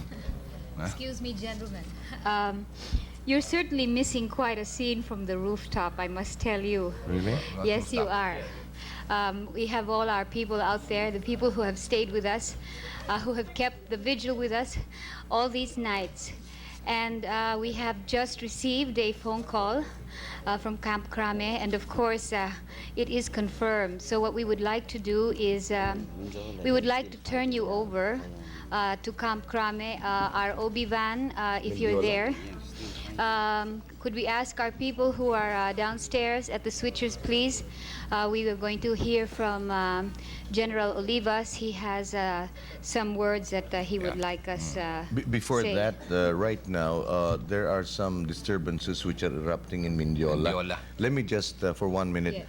Mga kababayan, kung kayo po ay nasa bandang Mindiola at kayo nakikinig sa amin ngayon, may we request all the residents in the area, first of all, to keep calm. Stay put. Secondly, kung kayo po ay nasa inyong mga tahanan at nanonood ng telebisyon o nakikinig sa radyo, pwede ho bang lakasan nyo ang inyong mga TV sets at nang marinig ng mga taong nasa baba? Because apparently, mukhang nagkakaroon ng konting problema doon. I don't know if this is out of sheer ebullience Or baka naman nagkakatuksuhan na rin ng todo, nagkakapikunan na, nagkabatuhan. This is an unconfirmed report. Oh, you came from there. It's our good friend VJ. Can we call upon those who have radio and television sets? Can you beam it to the general public that are gathered there along Mindiola and tell them, tapos na, kalma na, please stay put. Instead of nagbabatuhan kayo riyan, kung pwedeng, alin? We have also reports of some looting in the general vicinity. So please, if the people power are still there, if we still have our brothers, yung ating po mga kapatid na nandyan, yung mga kunwari kuno nagwawawala pero gumagamit lang ng eskusa upang gumawa ng masasamang bagay, yung mga looters especially, can you put a check on them? Because if you can do that in front of tanks, I see no reason why these people makakapalag pag inipit nyo riyan, ano? And you can stalemate them by closing in on your ranks again. Okay? Yan po ang aming panawagan dun sa mga nasa Mindiola. In the meantime, turn over tayo ngayon sa Camp Crame. Can you stay on the air, Lee? Can you hear me? This is Bong Lapira. Can you hear me now? Lee? Okay. Can you go over Can it you put on your headset, please? Can Alright. you go over it again, please? Okay. Can you hear me? Yes, now. Good. We're on split screen right now. Uh-huh. Can you have Colonel Islet hold on there, because yung report kanina tungkol sa Baguio na pinaligiran ng mga Marcos troopers ang Baguio Cathedral, we have a validation of that report, no? As a matter of fact, from the office of Assemblyman Honor Aquino, we have Daniel Landingin. Isu din nagan mo, Landingin. Anya obram kini ko, kini. I'm the senior executive assistant. Right. Can you hear us, Lee? Yes, we can. Yeah. Can you pakisalaysay mo nga sa amin ang sitwasyon doon sa Baguio ngayon tungkol doon sa mga nag-defect na Marcos loyalist na nasa loob ng simbahan ngayon? Ano bang sitwasyon doon? Yeah, we have about 100 policemen and several colonels, including Colonel Fianesa and Colonel Ilagan, who... Yeah. Yes. Right. Good. So, hindi bale, okay. Okay. Ladies and gentlemen, you heard June Kitley, no? Yung sitwasyon doon has been taken care of because kanina pala, once it was reported, they acted immediately on it. Oh, I see. So, mukhang ayos na yung sitwasyon doon. Okay. Okay, thank you. Okay. All right. Okay. Thank you. I think that's there's really nothing wrong. Right. No? Everything's solid. I see. I was Okay. Right. No, Lee? Yes. Okay na. Kasi, right. Okay. So I'm Right now, while we're preparing for the next material, which we will patch on the air, and we continue to receive some more reports, we would like to call upon our friends, ang ating po mga kinakapatid dyan sa bandang Malacanang Palace, at we're requesting them, kagaya po ng sinabi kanina, Lee, yung pinagsasabi ni na General Olivas dyan, maybe you should call on them now, na huminahon sila, or if they have to celebrate, to confine the celebration in the Freedom Triangle. Can you make the appeal now, Lee, sapagkat mukhang sobra yata ang jubilation doon, and they want to keep it within manageable proportions? Oo nga, nananawagan din ako mismo sa ating mga kasamahan dyan po sa Malacanang area na nalalaman namin po ang kasiyahan talaga ng ating mga kamamamayan ngayon. Gayon din po ang aming mga puso na sa wakas ay nakamit na rin po natin ang ating inaasam-asam at ang ating ipinaglaban ng kahit ilang araw na wala tayong tulog, matulog tayo sa kalsada, kung minsan po ay wala tayong kain, makishare tayo sa ating mga kasamahan. I think ang victory natin ay ang kaalaman, the knowledge na tayo palang mga Pilipino ay pwede palang magkaisa, hindi po ba? Tayo palang mga Pilipino ay talagang kung maigi ang ating pinag-iisipan, ay talagang makakayanan natin sa pamamagitan ng pagtutulungan, sa pamamagitan ng pagdarasal, at lahat po ng mga malalambot o yung mga mababait na traits ng mga Pilipino. Hindi po ba? Kung kaya't I am appealing to all of our friends at ang lahat ng ating mga kasamahan na tulong-tulong naman tayong lahat, pare-pareho naman din tayo na pinaglaban ito na makamit natin. Huwag ho nating sirain ngayon sa huling oras na ating inaasam-asam. Maawa naman po tayo sa ating sarili na ipinagtatanggol natin ang ating karapatan, ipinagtanggol natin ang isang paninindigan. Halimbawa po ay ang paninindigan natin na tayo'y naniwala na ang tunay na dapat na maging Pangulo ng ating bansa ay ang nag-take na nga po ng oath, ng kanyang oath kanina, si Presidente Cory Aquino. Kung kaya alam po natin na ito ay nakamit na natin, hindi po ba? Alam natin na sa mabuting paraan, sa walang gulong pamaraan, kung mayroon mang nagkaroon ng gulo, mayroon mang nasaktan, ito po ay kakaunti. Katunayan po, dito sa ating kinaroroonan ngayon, nagkakaroon po kung minsan ng napakaraming mga foreign correspondents. Ngayon lang po kaya nadidinig nyo na medyo may mga ingay. Ang sinasabi nga nila ay, phenomenon ito, kakaiba at hindi nila kailanman nakita sa alingmang bahagi ng mundo. Dito lang ho natin sa ating bansa nangyayari itong ganitong bagay. Na isang revolusyon, matahimik, nagdarasal ang mga tao, nagkakantahan, talagang mabihira ang mayroon kang makikitang kaguluhan. Katunayan, pati na ho yung mga kalye na dati-rate ay 1 lane, nagiging 2 lanes yan, subalit bigayan. Tingnan nyo, tayo ang talagang panalo, ang Pilipino, na tayo pala ay pwedeng magkaisa. Sa makatwid po, yung minamahal natin at ipinagtanggol natin na Pangulo. Huwag po naman natin napabayaan na bukas halimbawa na siya po ay mag-decide na umuwi dun sa nararapat niyang tahanan na simbolo ng kanyang posisyon bilang Pangulo ng ating bansa, wala namang mauuwian. Baka po ang mauuwian niyo din isang wasak na gusali. Abay, sa atin na rin pong kasiraan, tayo na rin ang nanira doon po sa simbolong ating ipinaglalaban, hindi po ba? Kung kaya't mulit-muli po aring pinananawagan ng ating mga kasamahan. Gayon din po, hindi lamang sa mga nanonood sa telebisyon, gayon din po ang mga nakikinig sa radyo. No, hindi pa kami nagmimerienda. But on my left is June Kitley, and she's about to acknowledge a telephone call, while on my right is Father Efren. Yes, June? we had Cardinal Sin on the line. He has a message that he would like to deliver to his Filipinos. His Filipinos in the body of Christ. However, we lost contact and we will call him again. So just please stand by. Alam mo, I really wish I could just go out in the street and dance. But we understand that there are so many of you who want to see what's happening out there. So we have to work. All right? So I'm going to dance tomorrow.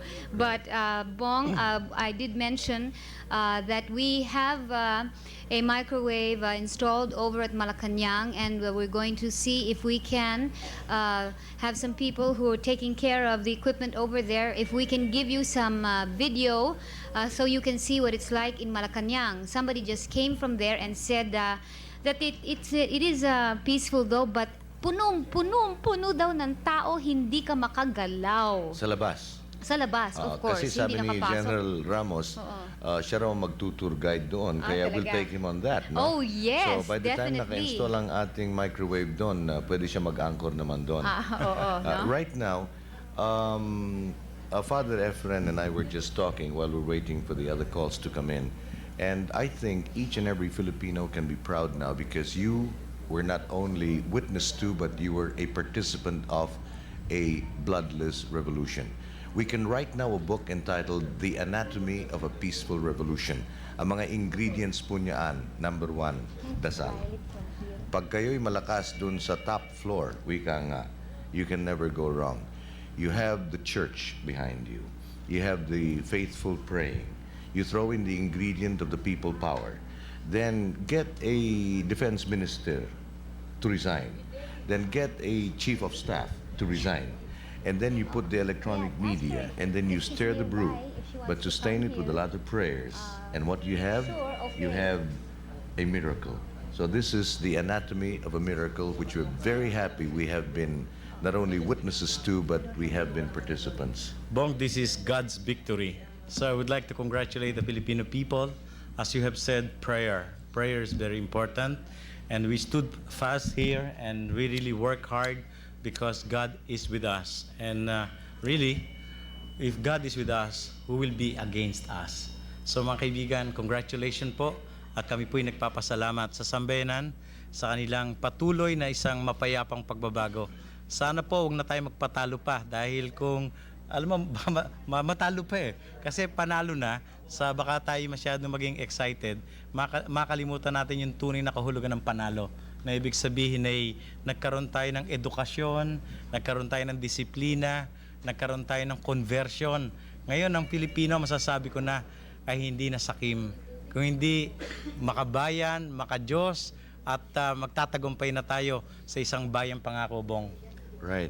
And I think now each and every one of us in retrospect can now savor the full meaning and what the late Ninoy Aquino was telegraphing to us when he quoted Rizal as, "There are no tyrants where there are no slaves." Ginising niya ang buong bayan, nagising ang sambayanan, and I'm particularly happy that it did not take the intervention of any foreign power. Because as I have always maintained, the worst thing a husband can do is to allow a mother-in-law to be the mediator. Because the first mediation is not the end of it. And I'm particularly proud to be a Filipino at this moment because at least we were able to do it ourselves. The orchestration came like a miracle. I have no word for it except a miracle. And mystery. Right. And you know something, what happened over the last 4 days is something that shattered a truism in Philippine politics. In Philippine politics, politicians have always gone by the norm that if you have any message to reach the boondocks, you gotta hit Metro Manila with impact, and it takes 120 days. This one took 52 plus 4. And 56 days natapos. Dumating ang milagro and nakita natin. That's correct, Bong. At sana makapagtulungan po tayo mga kaibigan. Well, talaga pong kami excited. So, I'm very happy that nag-umpisa tayo sa broadcast na ito. Kahit paano makapagbigay ako ng mensahe sa pagtatapos naman na ito. Ewan ko lang kay June kung tayo magto 24 hours. Pero palagay ko, June deserves to have a rest. Election pa lang si June, magkakasama kami. I know that. Kahapon, mula nung isa pang araw, I was going to go home and look at me. How can I look like such a mess on such a joyous day as this, okay? Vanity has reared its little head again. However, we felt that something was going to happen. So we decided, okay, that we would stand by and wait for this. We're still trying to get Cardinal Sin on the line. There's something wrong with our phone patch. Just stand by with us, okay? Bong? I'd like to answer this question which was phoned in. Unfortunately, if I do, it may be self-serving. But considering that I was from the outside coming in, perhaps that should qualify me to come up with the highest possible degree of objectivity in assessing what this question is asking. How do you assess the role that mass media played in regards to the people's peaceful revolution? From the outside, ladies and gentlemen, looking in, because I've always, as you know probably, that I've retired over the last 3 years because of what then was a pervading political pollution. I think that with all the mistakes which were committed along the way, as especially the electronic medium tried to rise up to the demands of the times, admittedly there were some mistakes, but these were honest mistakes.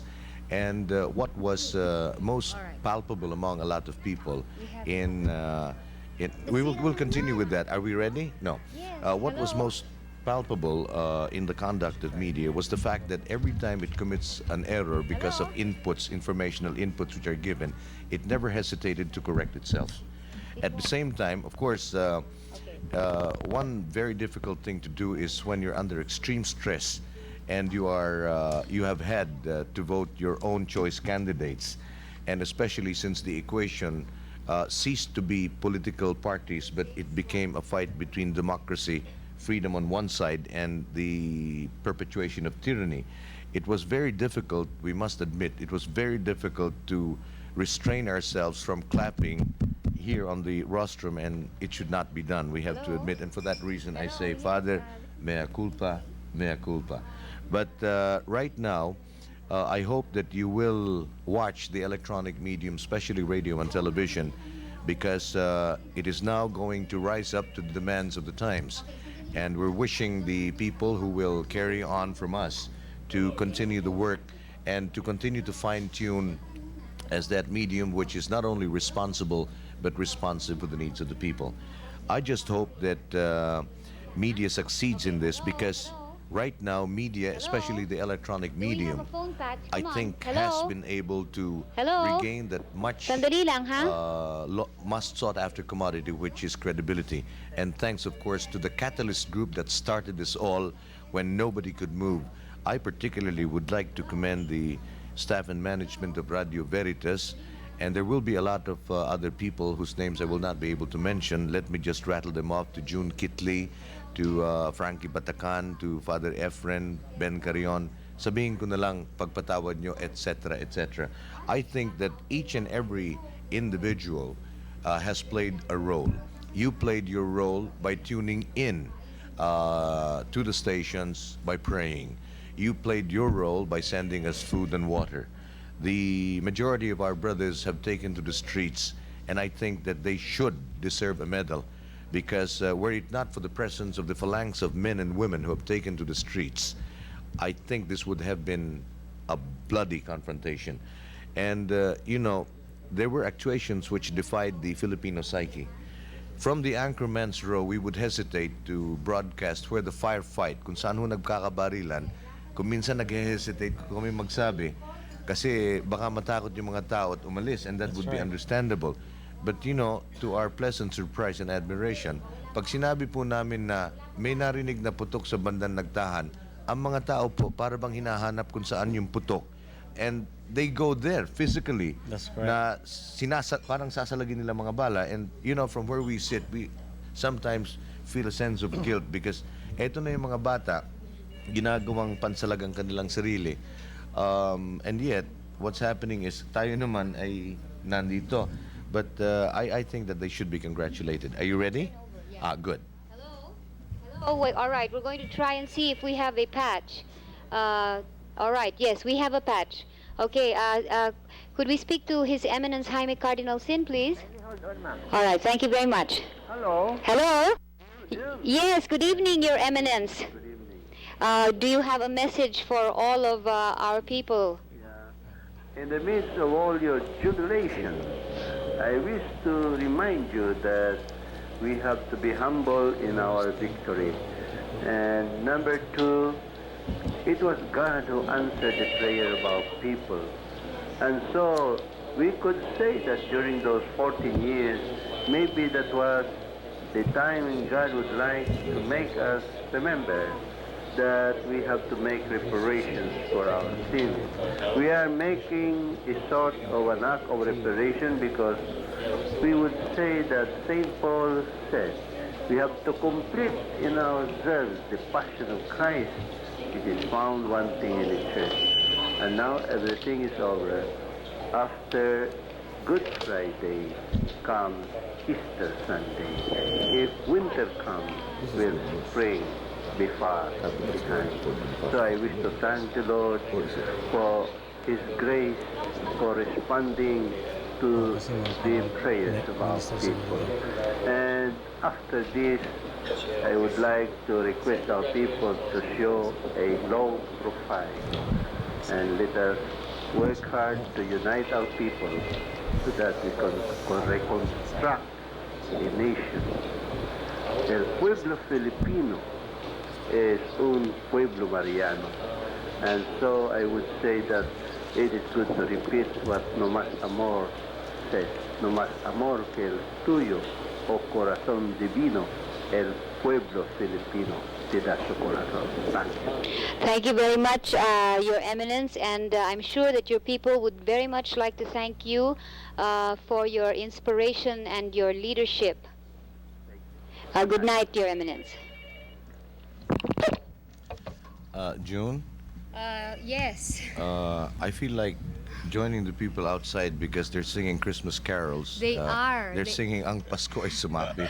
They are. You should Real see. Christmas. Alam Right. nyo, we are just so, we've been here how many days? Wait, you know what I just was thinking as I was holding on for Cardinal Sin there? You know what I was thinking? I was thinking that we weren't going to have to go through another morning like that again. Can you imagine that? You know, late this evening, when nothing was happening again, I turned to our director, Johnny Manahan, and I said, "Oh no, don't tell me we're gonna have to go through another morning like that again."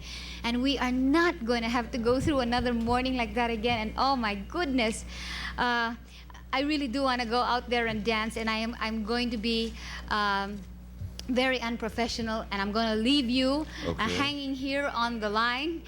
And yes, you can read all of that because sige na naman, pasayawin niyo naman ako. You know, there are two groups right now who are happy. No, one group is unhappy, one group is happy that the banks are reopening tomorrow. Yung mga may pera, pwede nang mag-withdraw, happy na sila. Yung mga walang i-withdraw at hahabulin yung mga bouncing checks, medyo tigidig ng konti. But I think amidst this jubilation right now, the most appropriate thing I'd imagine we should do is, allow me to just break the momentum. Perhaps the best thing that we can do right now is to take a minute off and bend our knees and look up and possibly just sigh a relief and say, thank God.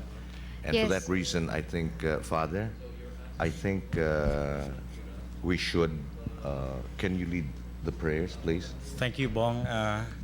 Let us join hands together and let us ask the good Lord to be with us in a very special way, that He granted the real salvation and liberation of the Filipino people.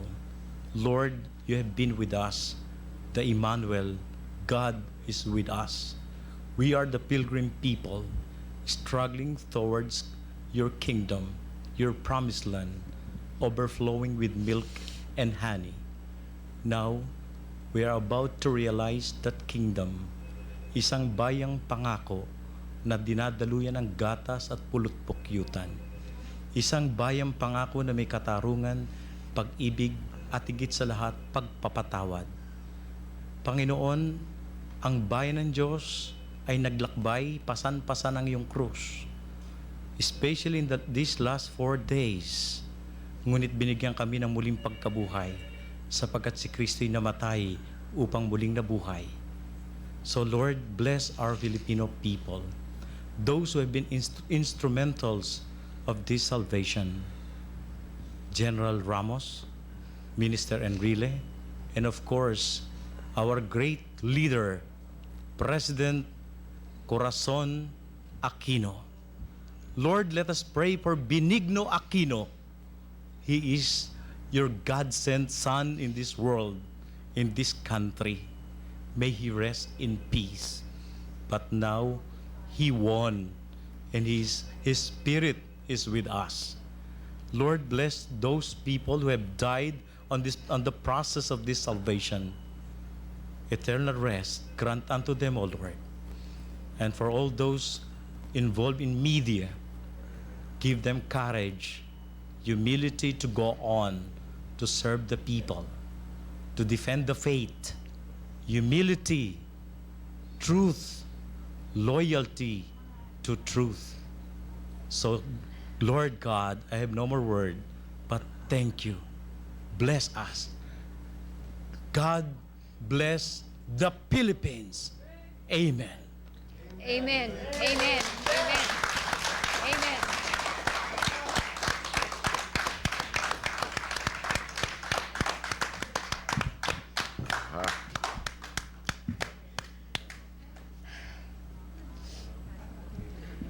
I guess it seems like we waited for this forever. and it certainly took a long time coming. And there have been so many heroes, yes. And we've said this over and over again all these days. And yes,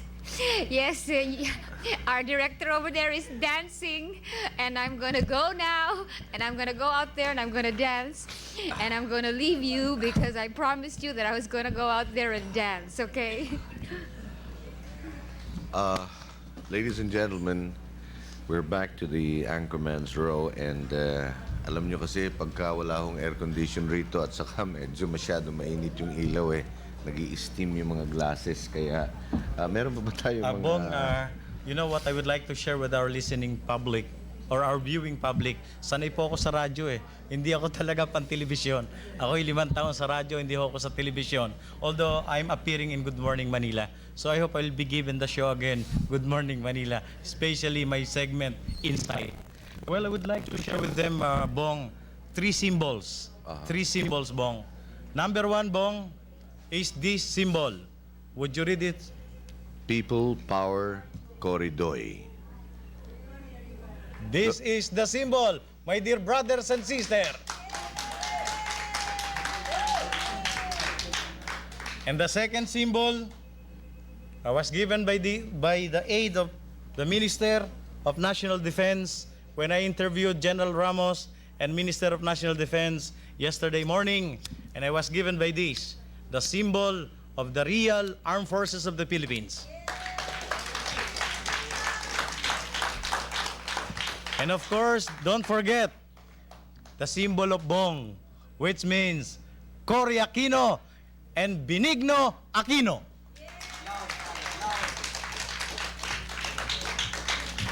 You know, Father, I never really had the chance to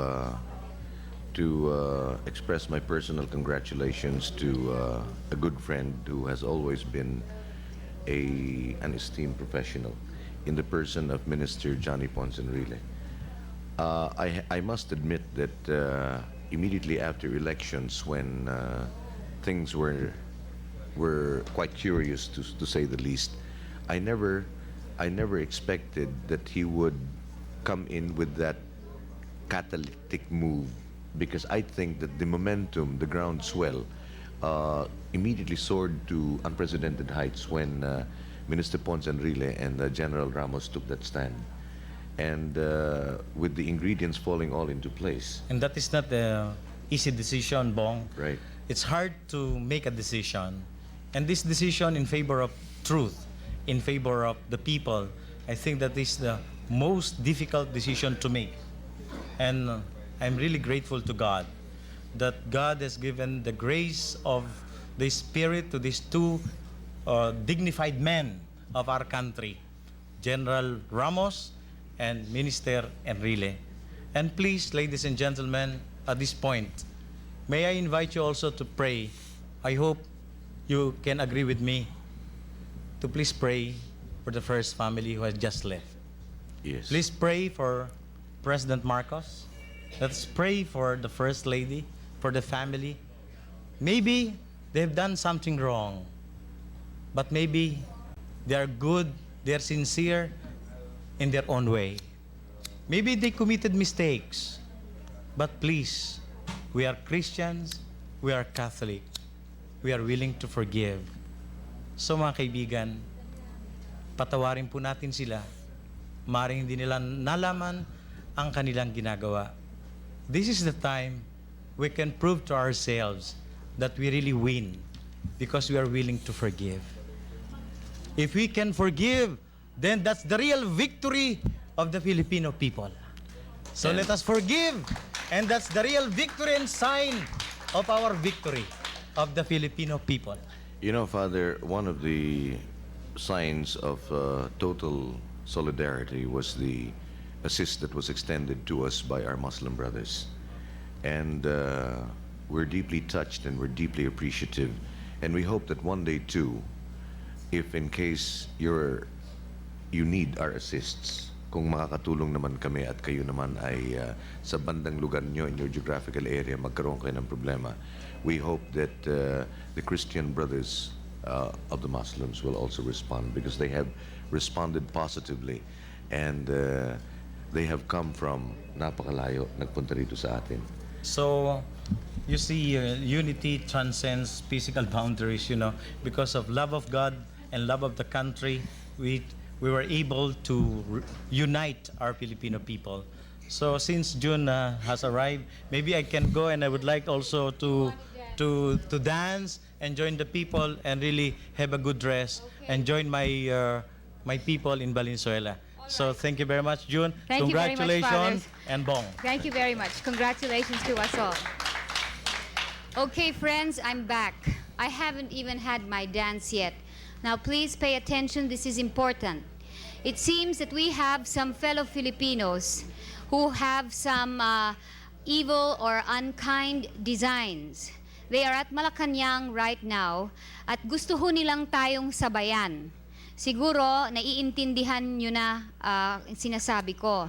Therefore, we ask all those of you who are at Malacanang, just there to celebrate, would you please go home? Because the new Army of the Philippines wants to make sure that no innocent civilians will get hurt.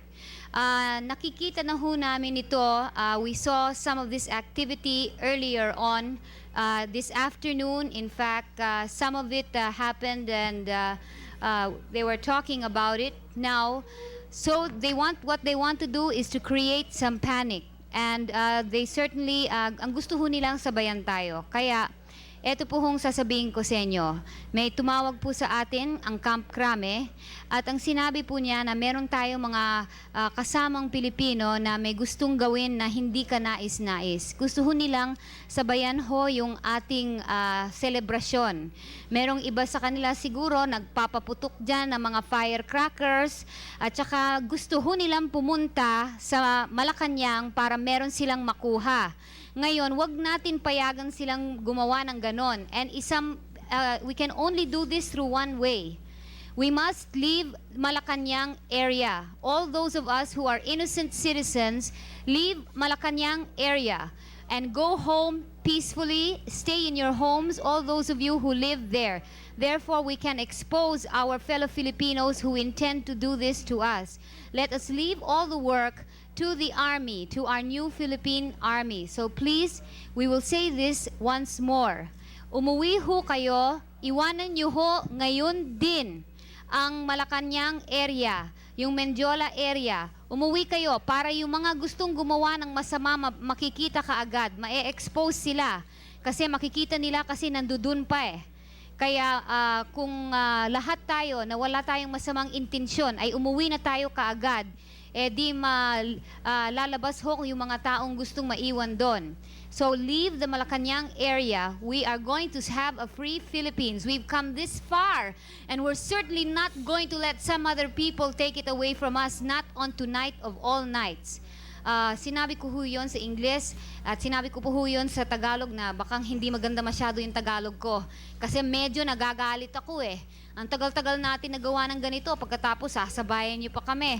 So please, would you say that in Tagalog? You know what I mean, and would you say it for me as best you can? Thank you, June. Mga kaibigan, kami po ay tumatawag ng pansin ng lahat ng ating mga kababayan na kapaligid dyan sa harap ng Palasyo ng Malacanang. Kami po ay nakikiusap sa inyo. Marami po ang iba sa ating mga kababayan na hindi pa nalilinawan ng isip. Or let's translate that more strongly. Whose persuasions are diametrically opposed to what we have been born and bred in, democracy. Meron po mga tao diyan na gustong pagsamantalahan ng panahon. At ang pinapakiusap ko ni June sa inyo ay kung pwede, umalis na tayong lahat dyan sa harap ng Malacanang Palace at nang mailantad natin kung sino-sino yung mga masasamang loob na gustong manggulo o magsamantala sa mga panahon ngayon. Remember that these are the very same groups that thrive on chaos. They thrive on chaos. And this is the opportunity which they are waiting for. Diyan sa parting Malacanang, mga kaibigan, mga kapatid, kayo ho naman, kung kayo nagsasayaw, hindi namin sinasabing huwag na kayong magsayaw. Ituloy nyo lang ho yung inyong breakdancing papalabas dyan sa palasyo, patungong papunta sa inyong mga bahay, at nang mailantad natin yung mga masasamang loob who are pledged to destroy exactly what has been won tonight. please. Now, while I'm asking those people to go home, meron naman kaming isang balita naman. Ito naman ay tungkol dun sa mga nasa malapit ng barikada ng Blue Ridge. Wala na raw barikada ron sa Blue Ridge and pauwi na yung mga ibang tao. Kayo ho naman, tinatawagan namin ng pansin kung pwede relax na ho muna kayo riyan. Ituloy yung dancing lang dyan. And remember that you have to remain vigilant in your show, in your allowing yourself the luxury of expressing the happiness, which is very understandable. Don't let your guard down. Just don't let your guard down. Diyan ho muna kayo, wag ho muna kayong aalis yung mga ating mga kapatid dyan sa may Blue Ridge Barricade. And then, ito pa ho, this is a general call to everyone. Ito po'y nasabi namin kanina, obviously, baka may mga kapatid tayong hindi pa nakikinig riyan. Huwag ho kayong magpapaputok ng labintador. Alam ho namin, this is a day of celebration, fiesta. Tanggalin po natin ang labintador ngayon. Pagka medyo stabilized na ho, hindi, baka hulihin pa ako ni General Ramos. Bawal na nga pala yun. Huwag na ho kayong magpaputok ng firecrackers kung gusto nyo yung kwan na lang, yung watusi. At saka yung mga lusis na lang ang isayaw-sayaw ninyo sapagkat... At doon na lang sa loob ng mga bahay ninyo. Right. Baka merong masyadong nerbyoso, magkaroon pa ho tayo ng problema. Yes.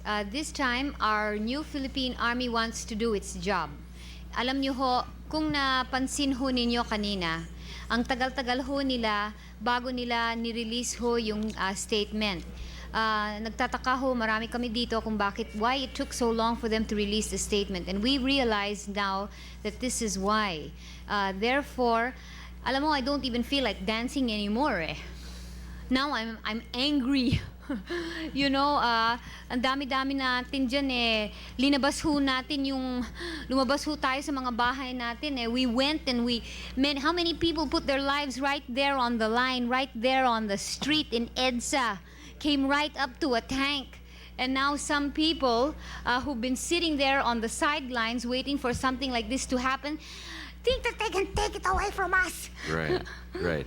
So no, we're going to go home. We're going to do our celebration at home, okay? Because we're not going to stop celebrating. But let's leave Malacanang alone, and let's leave our Philippine Army to do its job. This is also to correct some misinformation which has been fed us earlier. It is not true, we repeat, ladies and gentlemen, it is not true that Jose Mariveles and Tina Monzon are dancing outside with the crowd. As a matter of fact, they're up there in the news department, and they are all set for a 12:30 news feed. And the lead story will be details of the Marcos departure. And please stand by, because in about half an hour from now, we will be able to bring you a final recap of the day's events, most significant events that have transpired today, with the lead story, the details on the Marcos departure. So, yes. Yes, I just wanted to add something to what Jun said about the people in Malacanang. I think this is still another part of people's power. People's power, I would imagine, is about cooperation to achieve a certain good for the country.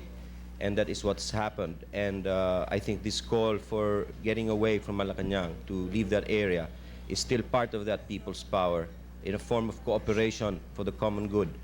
So please, let's heed that. Let's keep on with the people's power. Let's move out of Malacanang in a group, and let's keep working for the common good of all the Filipinos. In line with that also, let me provide some underpinnings and re-stress that. Ito pong bagong dispensasyon ngayon na sabi namin sa inyo kanina, this is an open arms administration. Binura na ho namin kung saan galing ang inyong political persuasion. Kung kayo'y bumoto sa kahit kanino man, tapos na po yun. The issue on the matter of the perpetuation of tyranny and democracy, tapos na rin ho yan. I think it's time now to regroup, reassess ourselves, kumbaga ho sa retreat, without trying to sound like my good friend Father Efren. Now is the time for us to take stock of ourselves. what have we done? And I think each and every one of you deserve a pat on the shoulder and a congratulations. Sana man lang ho kung pwede magbigay ng Purple Heart sa bawat isa sa inyong, lalong-lalo na yung the ones who went out and manned the barricades, yung mga pumagitan po sa dalawang combatant groups. Yan po ay ibibigay namin. So, suffice it to say that personally and on behalf of the entire staff, lahat po na those who went to the streets at namagitan upang ilayo at iwasan ang confrontation ng dalawang mga puwersa na sandataan, I say salute. Now, I forgot something. We had the doctor here earlier, what was the name of the doctor? While you're looking for that piece of information, we would like to request all those wonderful people who have brought us so much sustenance all these days. Well, please stop sending food to the Makati food station. We are closing tonight. Okay, so please stop sending food to the Makati food station. We are closing tonight. And we have so many donations that have been given to us. However, we will not read them this evening. We have all the lists. Tomorrow, we are going to have to go back to work. We're going to go back on the air until such time as the station will be able to run smoothly. And I guess we'll all be able to go back to watching a lot of our favorite shows. Right. So we will be back on, go back on the air here. All the people that we talked with today about programming on New TV4 tomorrow, we'd like to ask you to please come so that we can go on with our programming. However, tonight we will not go on our 24 hours, okay? After we've had our newscast and maybe after we've been able to speak with Cory and perhaps get some video feed from Malacanang, then I guess for many of us, sleep. Yeah, we can finally call it a night. Right. June, kanina si Dr. Priela bago umalis, nakiusap. Ito po yung delegation na nanggaling sa Mindoro. Nakiusap po sa amin sapagkat it seems that sapagkat ang dami-dami hong tao papasok rito sa Channel 4. Nagkahiwa-hiwalay ho yata yung kanilang delegasyon. And I'm now paging Mr. Elmer Abario Carding del Mundo at saka si Jerome Barcelona at saka si Cesar Gito. Ang usapan po, ang mensahe kanina ni Dr. Priela ay kung pwedeng hintayin na lang kayo sa corner ng Scout Albano at Samar. Ito po ang delegasyon ng Mindoro. But since this has been, kanina pa ito at nagkasayawan na ho dyan sa labas ng channel, baka naman naghihintay pa naman si Dr. Priela ron. Siguro mabuti, Doktor, kayo na hong bumalik banda rito, baka nakikipagsayawan ngayon itong mga kaibigan yung naiwanan sa Mindoro. At kalimutan nyo na muna yung biyaheng pabalik ng Mindoro. I think everyone deserves a good night's rest tonight. Yes, our newsroom just confirmed that U.S. Secretary of State Schultz went on television minutes ago recognizing the new Free Republic of the Philippines headed by President Cory Aquino and Vice President Laurel. So, and I'd like to add please na ito pong ipinaglaban natin itong makaraang araw to achieve change. The fight that we started, hindi po ito matatapos ngayong gabi. In other words, just because the victory came tonight, that doesn't mean that the fight has ended, no? We have to keep abreast, we have to help in the change, yung pagpapalit ho na kailangang maisagawa ng ating mga leaders ngayon, no? So kailangan pa rin ho nila ng tulong natin, kailangan po nila na tayo po ay maging vigilant pa rin po. We have to be able to help them achieve the changes that we as a people fought for this past 4 days, and of course that we've been fighting for a long time.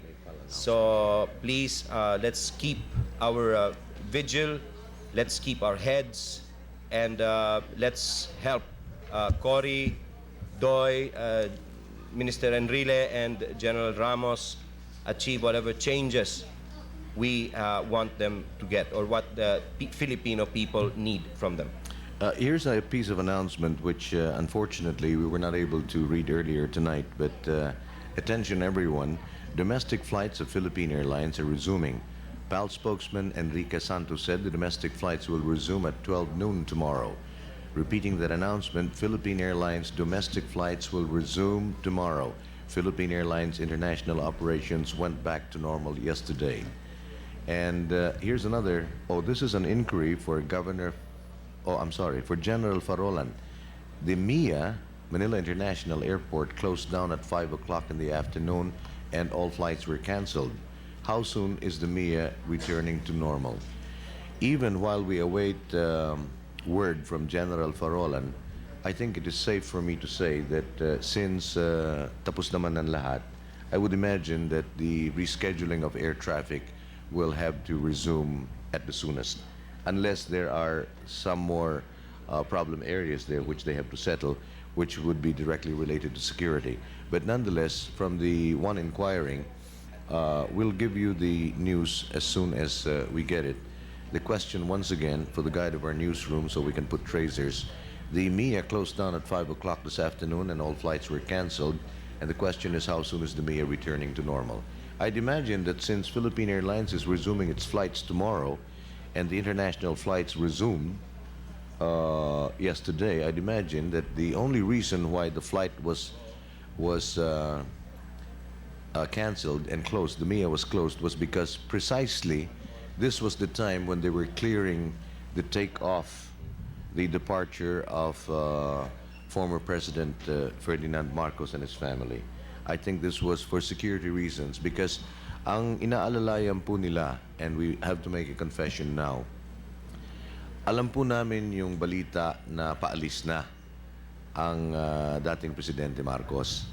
But we had to hold on to it because we received direct orders from security that wag sana munang isahim papawid sapagkat this was one gesture at nang yung mga galitong mga tao, they might not be able to quell the compulsion to express some hostilities. Kaya ho naman, we intentionally held back and we had to reconfirm and binigyan rin na namin ng pulgada nung malaman na naming naka-take off na.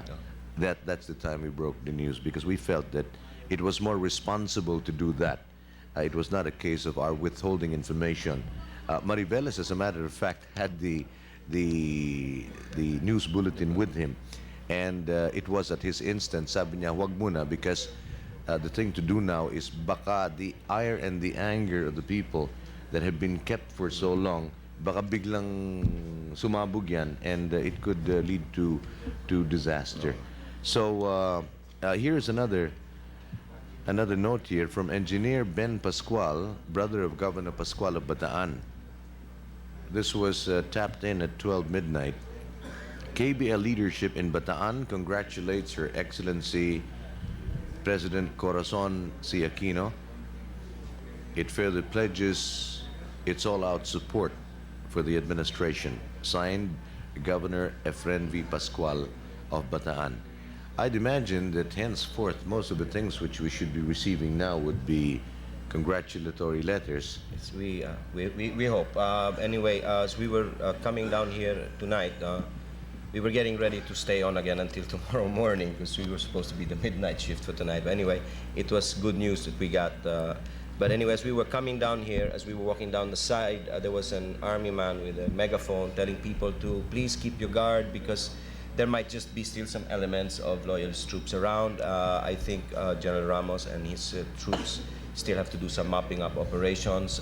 There might be some loyalist troops left. So please be careful. I mean, it's time for celebration. We don't want to dampen your spirits, but just keep your eye up.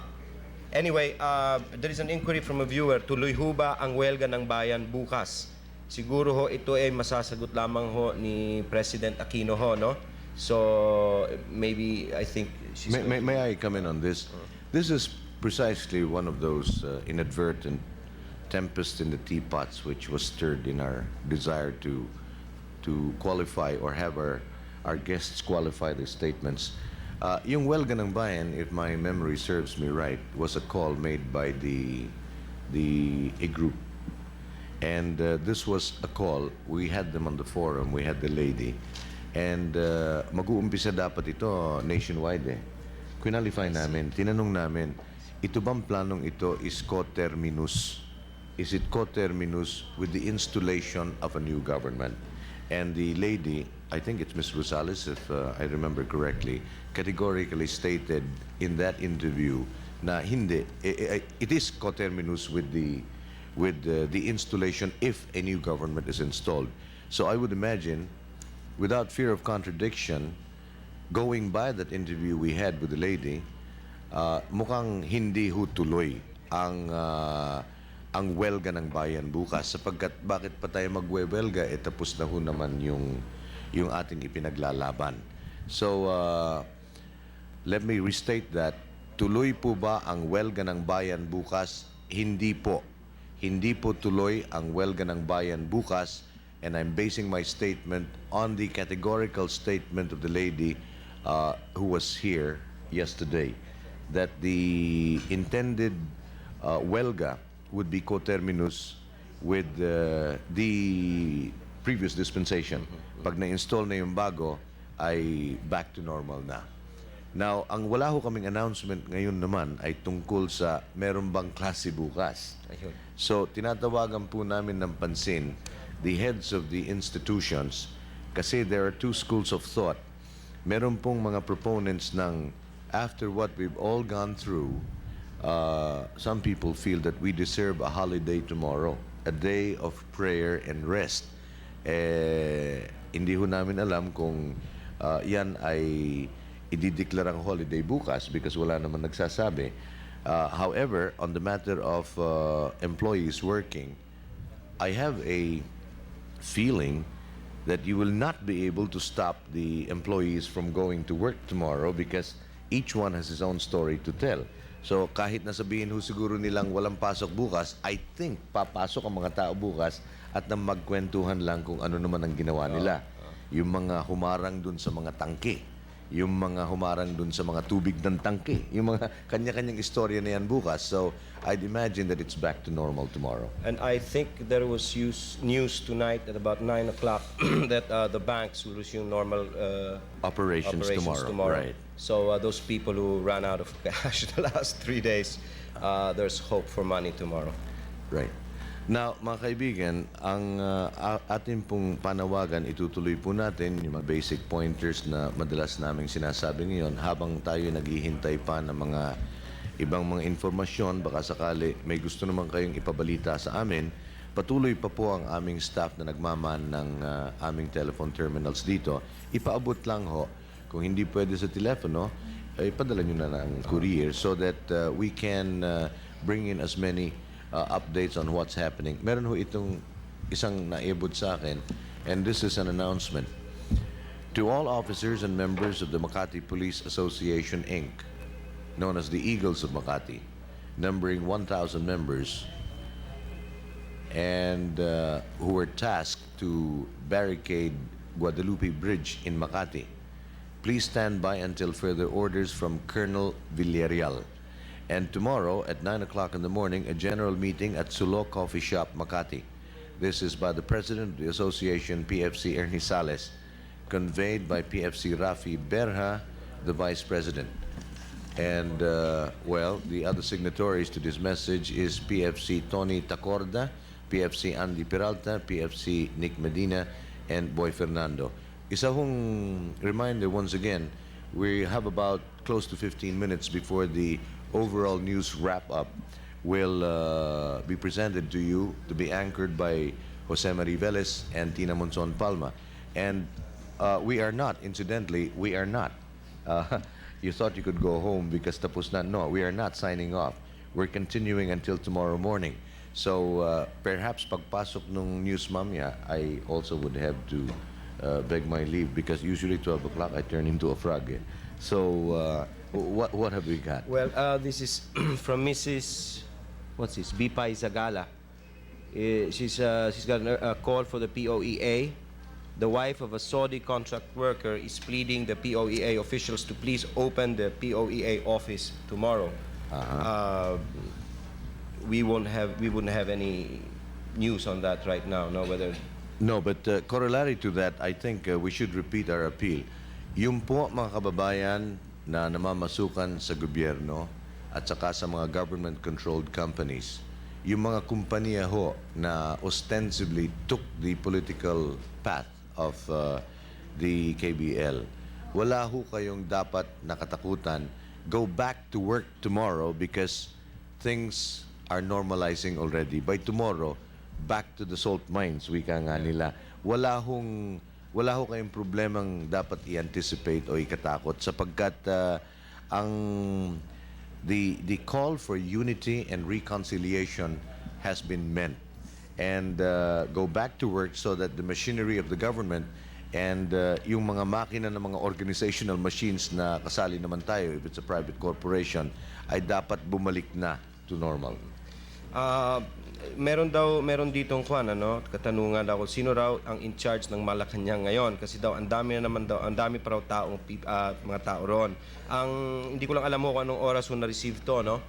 But definitely if there are still people there, please may we remind you that there is a call from General Ramos for you to please vacate the premises of Malacanang, the area around it, for security purposes. So please, if there are still people there, like Mr. Bong Lapira said, mag-break dancing ho kayo ng papalayo ho sa lugar na yon para maiwanan po kung sino man yung gusto mga manggulo ron nang makita kaagad ng ating armed forces kaagad ron. Also, I'd like to add, yun rin po ating mga kababayan dyan na baka sakali hindi naman nakareport sa amin. There are still some Marcos troopers na baka sakali hindi napagsabihan and they may have the impression that hindi pa tapos itong lahat ng mga pangyayari. Kung kayo po naman ay nasa harapan nila and you have a barricade in front of them, a human barricade, please don't taunt them. Please do not taunt them. Baka naman sapagkat alam nyo nang tapos na yung boxing, ay kuminsan hindi natin naman maalis sa ating mga kapwa Pilipino yung nagkakantsawan. This is one time wherein kantsawan is a luxury. Huwag ho niyong gagamitin yung luxury na iyan because it could be bad for the health, to put it with levity. Don't taunt them. Huwag niyo na ho silang dinuduro sapagkat I'm sure at this very moment, the same people, the stragglers so-called, ay baka naman they're trying or they're fearful now trying to get in touch with Camp Crame and General Ramos at nang maipahiwatig na sila rin would like to lay down their arms. But syempre, natatakot naman sila because of the fear of the unknown kung anong mangyayari. So, wag ho nyo silang itaunt. As a matter of fact, I think what you should do is keep up what you were doing earlier, yung bibigyan nyo ng bulaklak at kakausapin nyo. And kung pwede ninyong bring them to your side, you can escort them to Camp Crame or to Aguinaldo, no? We have some more reports. Yes, there is a report here. There is an urgent call from Mrs. Zanaida Ocampo of 48 Nepomuceno Street, Manila. No? Her husband daw, Elmer Ocampo, suffered lacerations in the left supraorbital area. I wouldn't know where that is. Anyway, the husband got wounded. We don't know how. We don't know where. But she's being asked to go where her husband is. Maybe can we find out? Yes. Can we find out where her husband is and what happened? Why is he wounded? Because that's all. The wife is being requested to go where her husband is. No, Mrs. Zanaida Ocampo, but it doesn't say where she is. So please, let's get some details into our notes, please. There is a request here from Roman Versosa from Baguio City, requesting that all churches should ring their bells to signify the new republic all throughout the nation. That sounds like a good idea. Okay, public service to Mrs. Lilia Tacorda at the Philippine Refugee Processing Center at Morong in Bataan. It says, don't worry, your family is all right. So, Mrs. Tacorda, your family is all right. And this is from Patrolman Tony Tacorda of the Eagles of Makati. And, of course, is congratulating everybody, including, of course, most especially Cory Aquino, Doy Laurel, Lieutenant General Fidel Ramos, and Minister Juan Ponce Enrile. Mamayang gabi ho, or umaga na nga pala, magandang umaga ho sa inyong lahat. As we go through the telecast here on Channel 4, hintay-hintayin ho nyo rin kung hindi pa kayo inaantok because, you know, the jubilation kanina, mahirap hong bumaba going into a high. Hintayin ho nyo sapagkat ini-standbyan rin po naman namin yung pagpasok ng live coverage from Malacanang. And naka-install na ho kami ng microwave doon. I don't know who's going to anchor there, but I think we are going by what General Ramos has promised earlier, na pagdating niya na ron at hintayin sila, siya na mismo maglilid ng tour guide. So visually, I'm sure that the General would not mind telecasting from Malacanang Palace. At the same time, we also have the news that's coming up. We're also standing by for that. This is the wrap-up of today's activities, featuring the film footage, no, not film footage, just details of the departure of ex-President Marcos. Also, ngayon ho, kami ay nakatroika, wika nga, 3 microwave po ang nakalagay ngayon, 3 pares. We can originate from here in Bohol Avenue. We can communicate and originate from Camp Crame with Lee Andres. At the same time, we have the capability also of originating telecasts from Malacanang Palace. I don't know kung sinong karelyebo ni Lee, but nakita ko si Orly Mercado ron. Baka sakali, baka si Orly.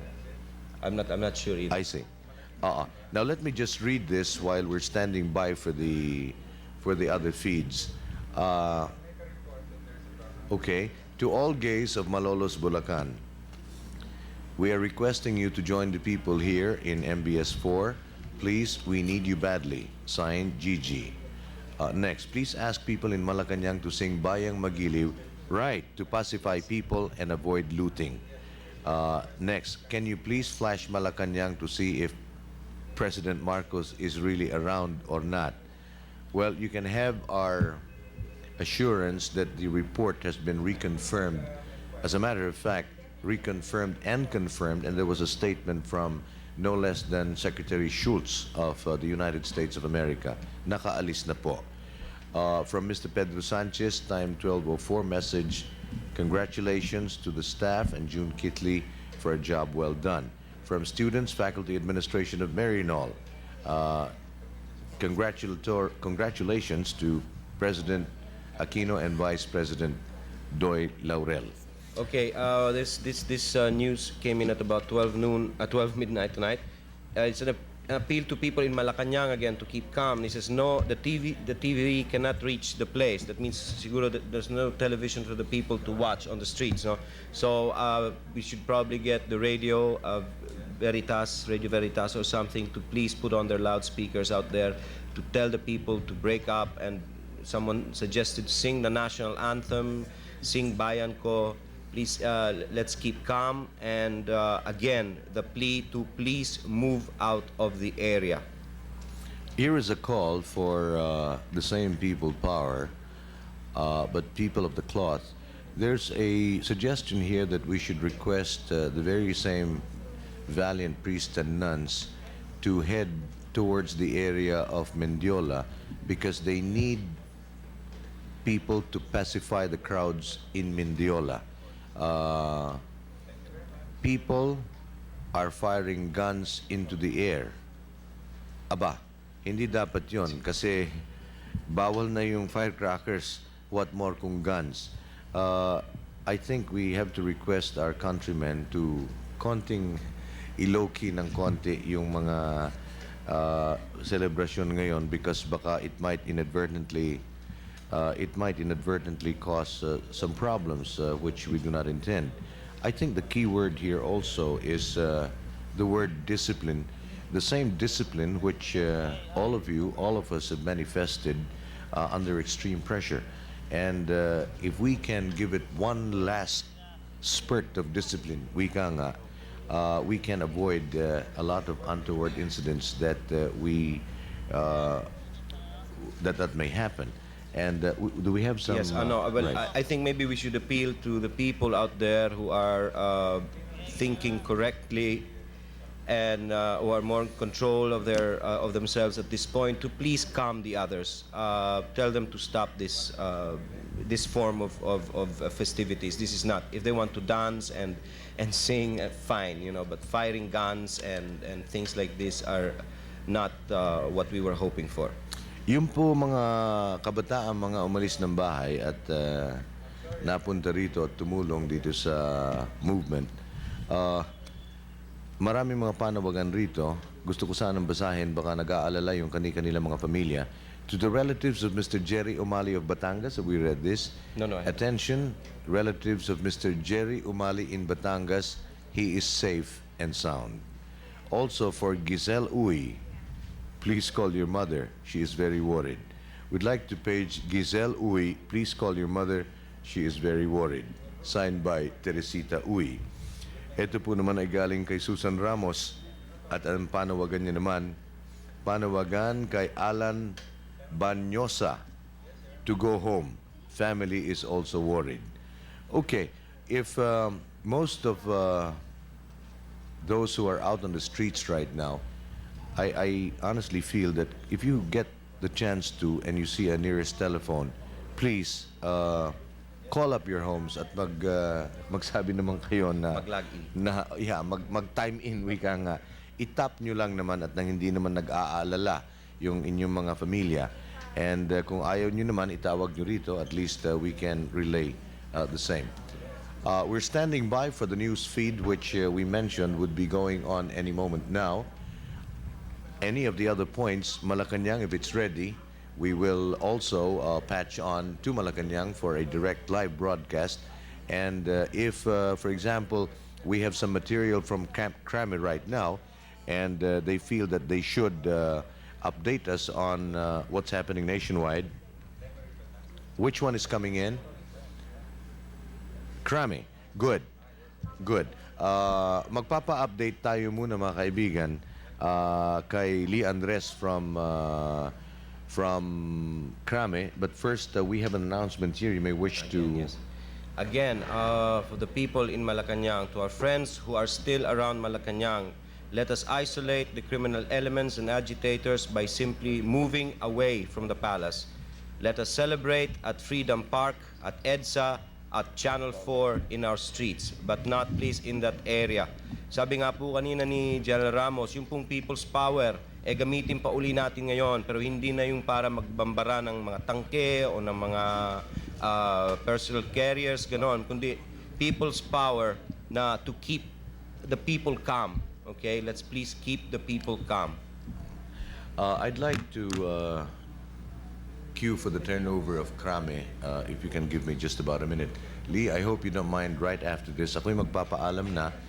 And once again, I'd like to say that I am indeed proud to be a Filipino, because once the full story is told, the entire world will stand up and salute, because we can present to them the anatomy of a miracle and the basic ingredients that can cause a bloodless revolution. As I mentioned earlier, for a while, I was worried. About 3 or 4 days ago, I was writing a piece called Dear Motherland, and the opening line of that piece was, "My dear motherland, what have we done to you? There you lie lifeless. Half of your sons have raped and ravaged you, while the other half seems to be screaming only in the sanctity of their fading dreams." And that piece ends by calling on children, it says, "Come. Motherland, please, never for a while should you doubt that we, your children, will forsake you." So the dawn is coming, and our shadows will look tall. The nightmare is over, and we are one again as a people. And on that note, ladies and gentlemen, I'd like to thank all those unsung heroes and all those responsible for having put together the array of broadcast people for this cause. I'm Bong Lapira saying thank you very much. Good night.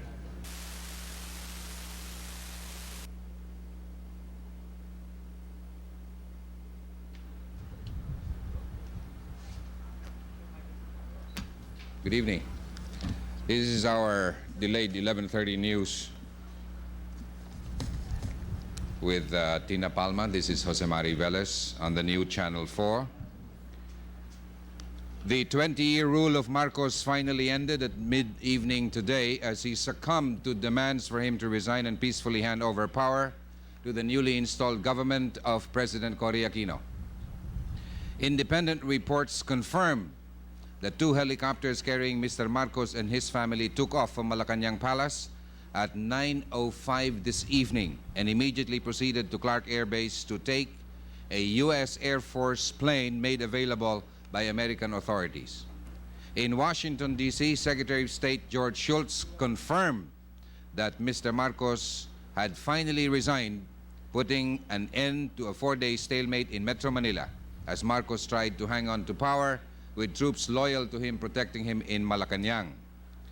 The first visible signs that Mr. Marcos had agreed to step down came earlier this evening when the soldiers under the command of General Fabian Ver finally threw open the gates of Malacanang and began to peacefully troop out to return to their barracks.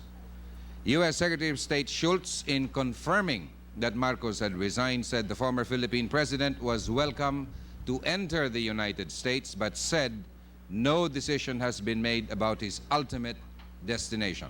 Mr. Shultz also praised the peaceful process that led to Mr. Marcos's departure. Mr. Marcos's resignation came less than 12 hours after he reiterated that he had no intention of stepping down. In fact, at noontime today, Mr. Marcos and his remaining supporters staged what was billed as an inaugural ceremony for a new 6-year term.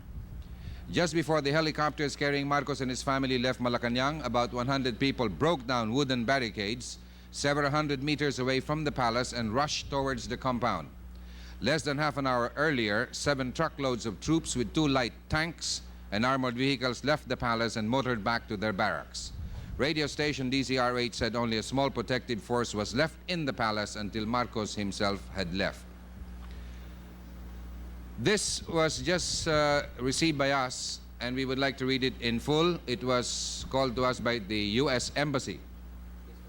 This is a full statement issued by President Ronald Reagan, and we read it as is. The President, Ronald Reagan, is pleased with the peaceful transition to a new government of the Philippines. The U.S. extends recognition to this new government headed by President Corazon Aquino. We pay special tribute to her for her commitment to nonviolence, which has earned the respect of all Americans. The new government has been produced by one of the most stirring and courageous examples of the democratic process in modern history. We honor the Filipino people. The U.S. stands ready as always to cooperate and assist the Philippines as the government of President Aquino engages the problems of economic development and national security. We praise the decision of President Marcos. Reason and compassion have prevailed in ways that best serve the Filipino nation and people. In his long time as president, Ferdinand Marcos showed himself to be a staunch friend of the United States. We are gratified that his departure from office has come peacefully, characterized by the dignity and strength that have marked his many years of leadership. It is the Filipino people, of course, who are the true heroes today. They have high expectations for their country and for democracy, and they have resolved this issue non-violently in a way that does them honor. End of the statement of President Reagan. There is jubilation in the streets. People are dancing and cheering to celebrate the victory of people's power in unseating Mr. Marcos. As the word spread, people exploded firecrackers and set tires on fire to display their joy. However, there were reports that there were some crowds which engaged in looting activities. In Malacanang, looting was said to have broken out after people streamed into the palace compound following the departure of Mr. Marcos. A Reuters news agency dispatch quoted eyewitnesses as saying about 5,000 people ransacked offices in Malacanang and tore down pictures of deposed President Marcos. Reacting to the reports, AFP Chief of Staff General Fidel Ramos issued an appeal to the people. Archbishop Jaime Cardinal Sin this evening congratulated the people for the downfall of Mr. Marcos and the installation of President Aquino. Cardinal Sin said, and we are quoting him, "With all my heart, I congratulate President Aquino and Vice President Laurel, but I congratulate the people even more, for it is to them that the victory truly belongs." The Cardinal said Filipinos should pray for Mr. Marcos and help President Aquino launch national recovery. Cardinal Sin said, "Our long journey from the night is over, and we Filipinos see a new day dawning." Earlier today, Mrs. Corazon Aquino was sworn in as the first woman president of the Philippines. Former Senator Salvador Laurel also took his oath as the new Vice President of the Republic. Thousands attended simple historic rites at the Club Filipino in Green Hills, San Juan. Jose Mari with details.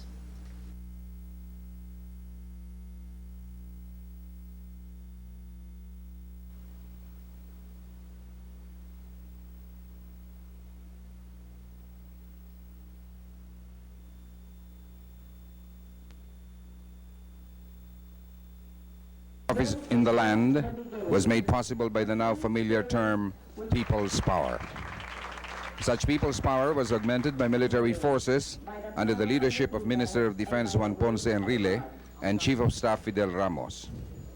Both Enrile and Ramos attended the swearing-in and respectively sat to the left of Mrs. Aquino and to the right of Vice President Salvador Laurel. Senior Supreme Court Justice Claudio T. Hankey administered the oath of office to the yellow-dressed Cory Aquino. Raise your right hand and repeat after me. Your oath of office. I, Corazon Coapo Aquino, do solemnly swear that I will faithfully and conscientiously fulfill my duty as President of the Philippines to serve and defend its fundamental law, execute its just law,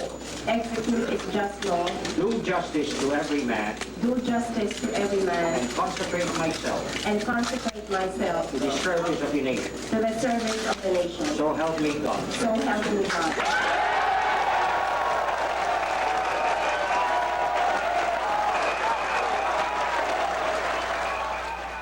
Immediately after taking her oath of office, President Aquino named Enrile as Defense Minister, Ramos as Armed Forces Chief, and Salvador Laurel as Prime Minister in concurrent capacity.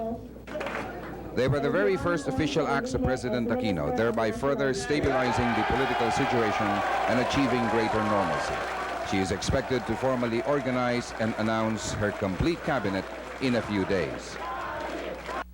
Two of our correspondents talked to some of those who attended the inauguration. The sentiment was common. They all look forward to a better future. At ang katarungan ang mag-prevail at inaasahan ko rin na ang mga tao ay magtutulong kay Presidente Aquino para tayo mapalaya, mapaulit-uli ang bayan, para ang economic recovery natin ay bumilis at yun ay talagang kailangan natin. Inaasahan ko sana magbago po lahat ang patakbo ng pamumuhay natin. Ano ba ang ayaw mong patakbo noon na gusto mong mabago ngayon? Tulad po ng mga mahihirap po, gusto ko sana magbago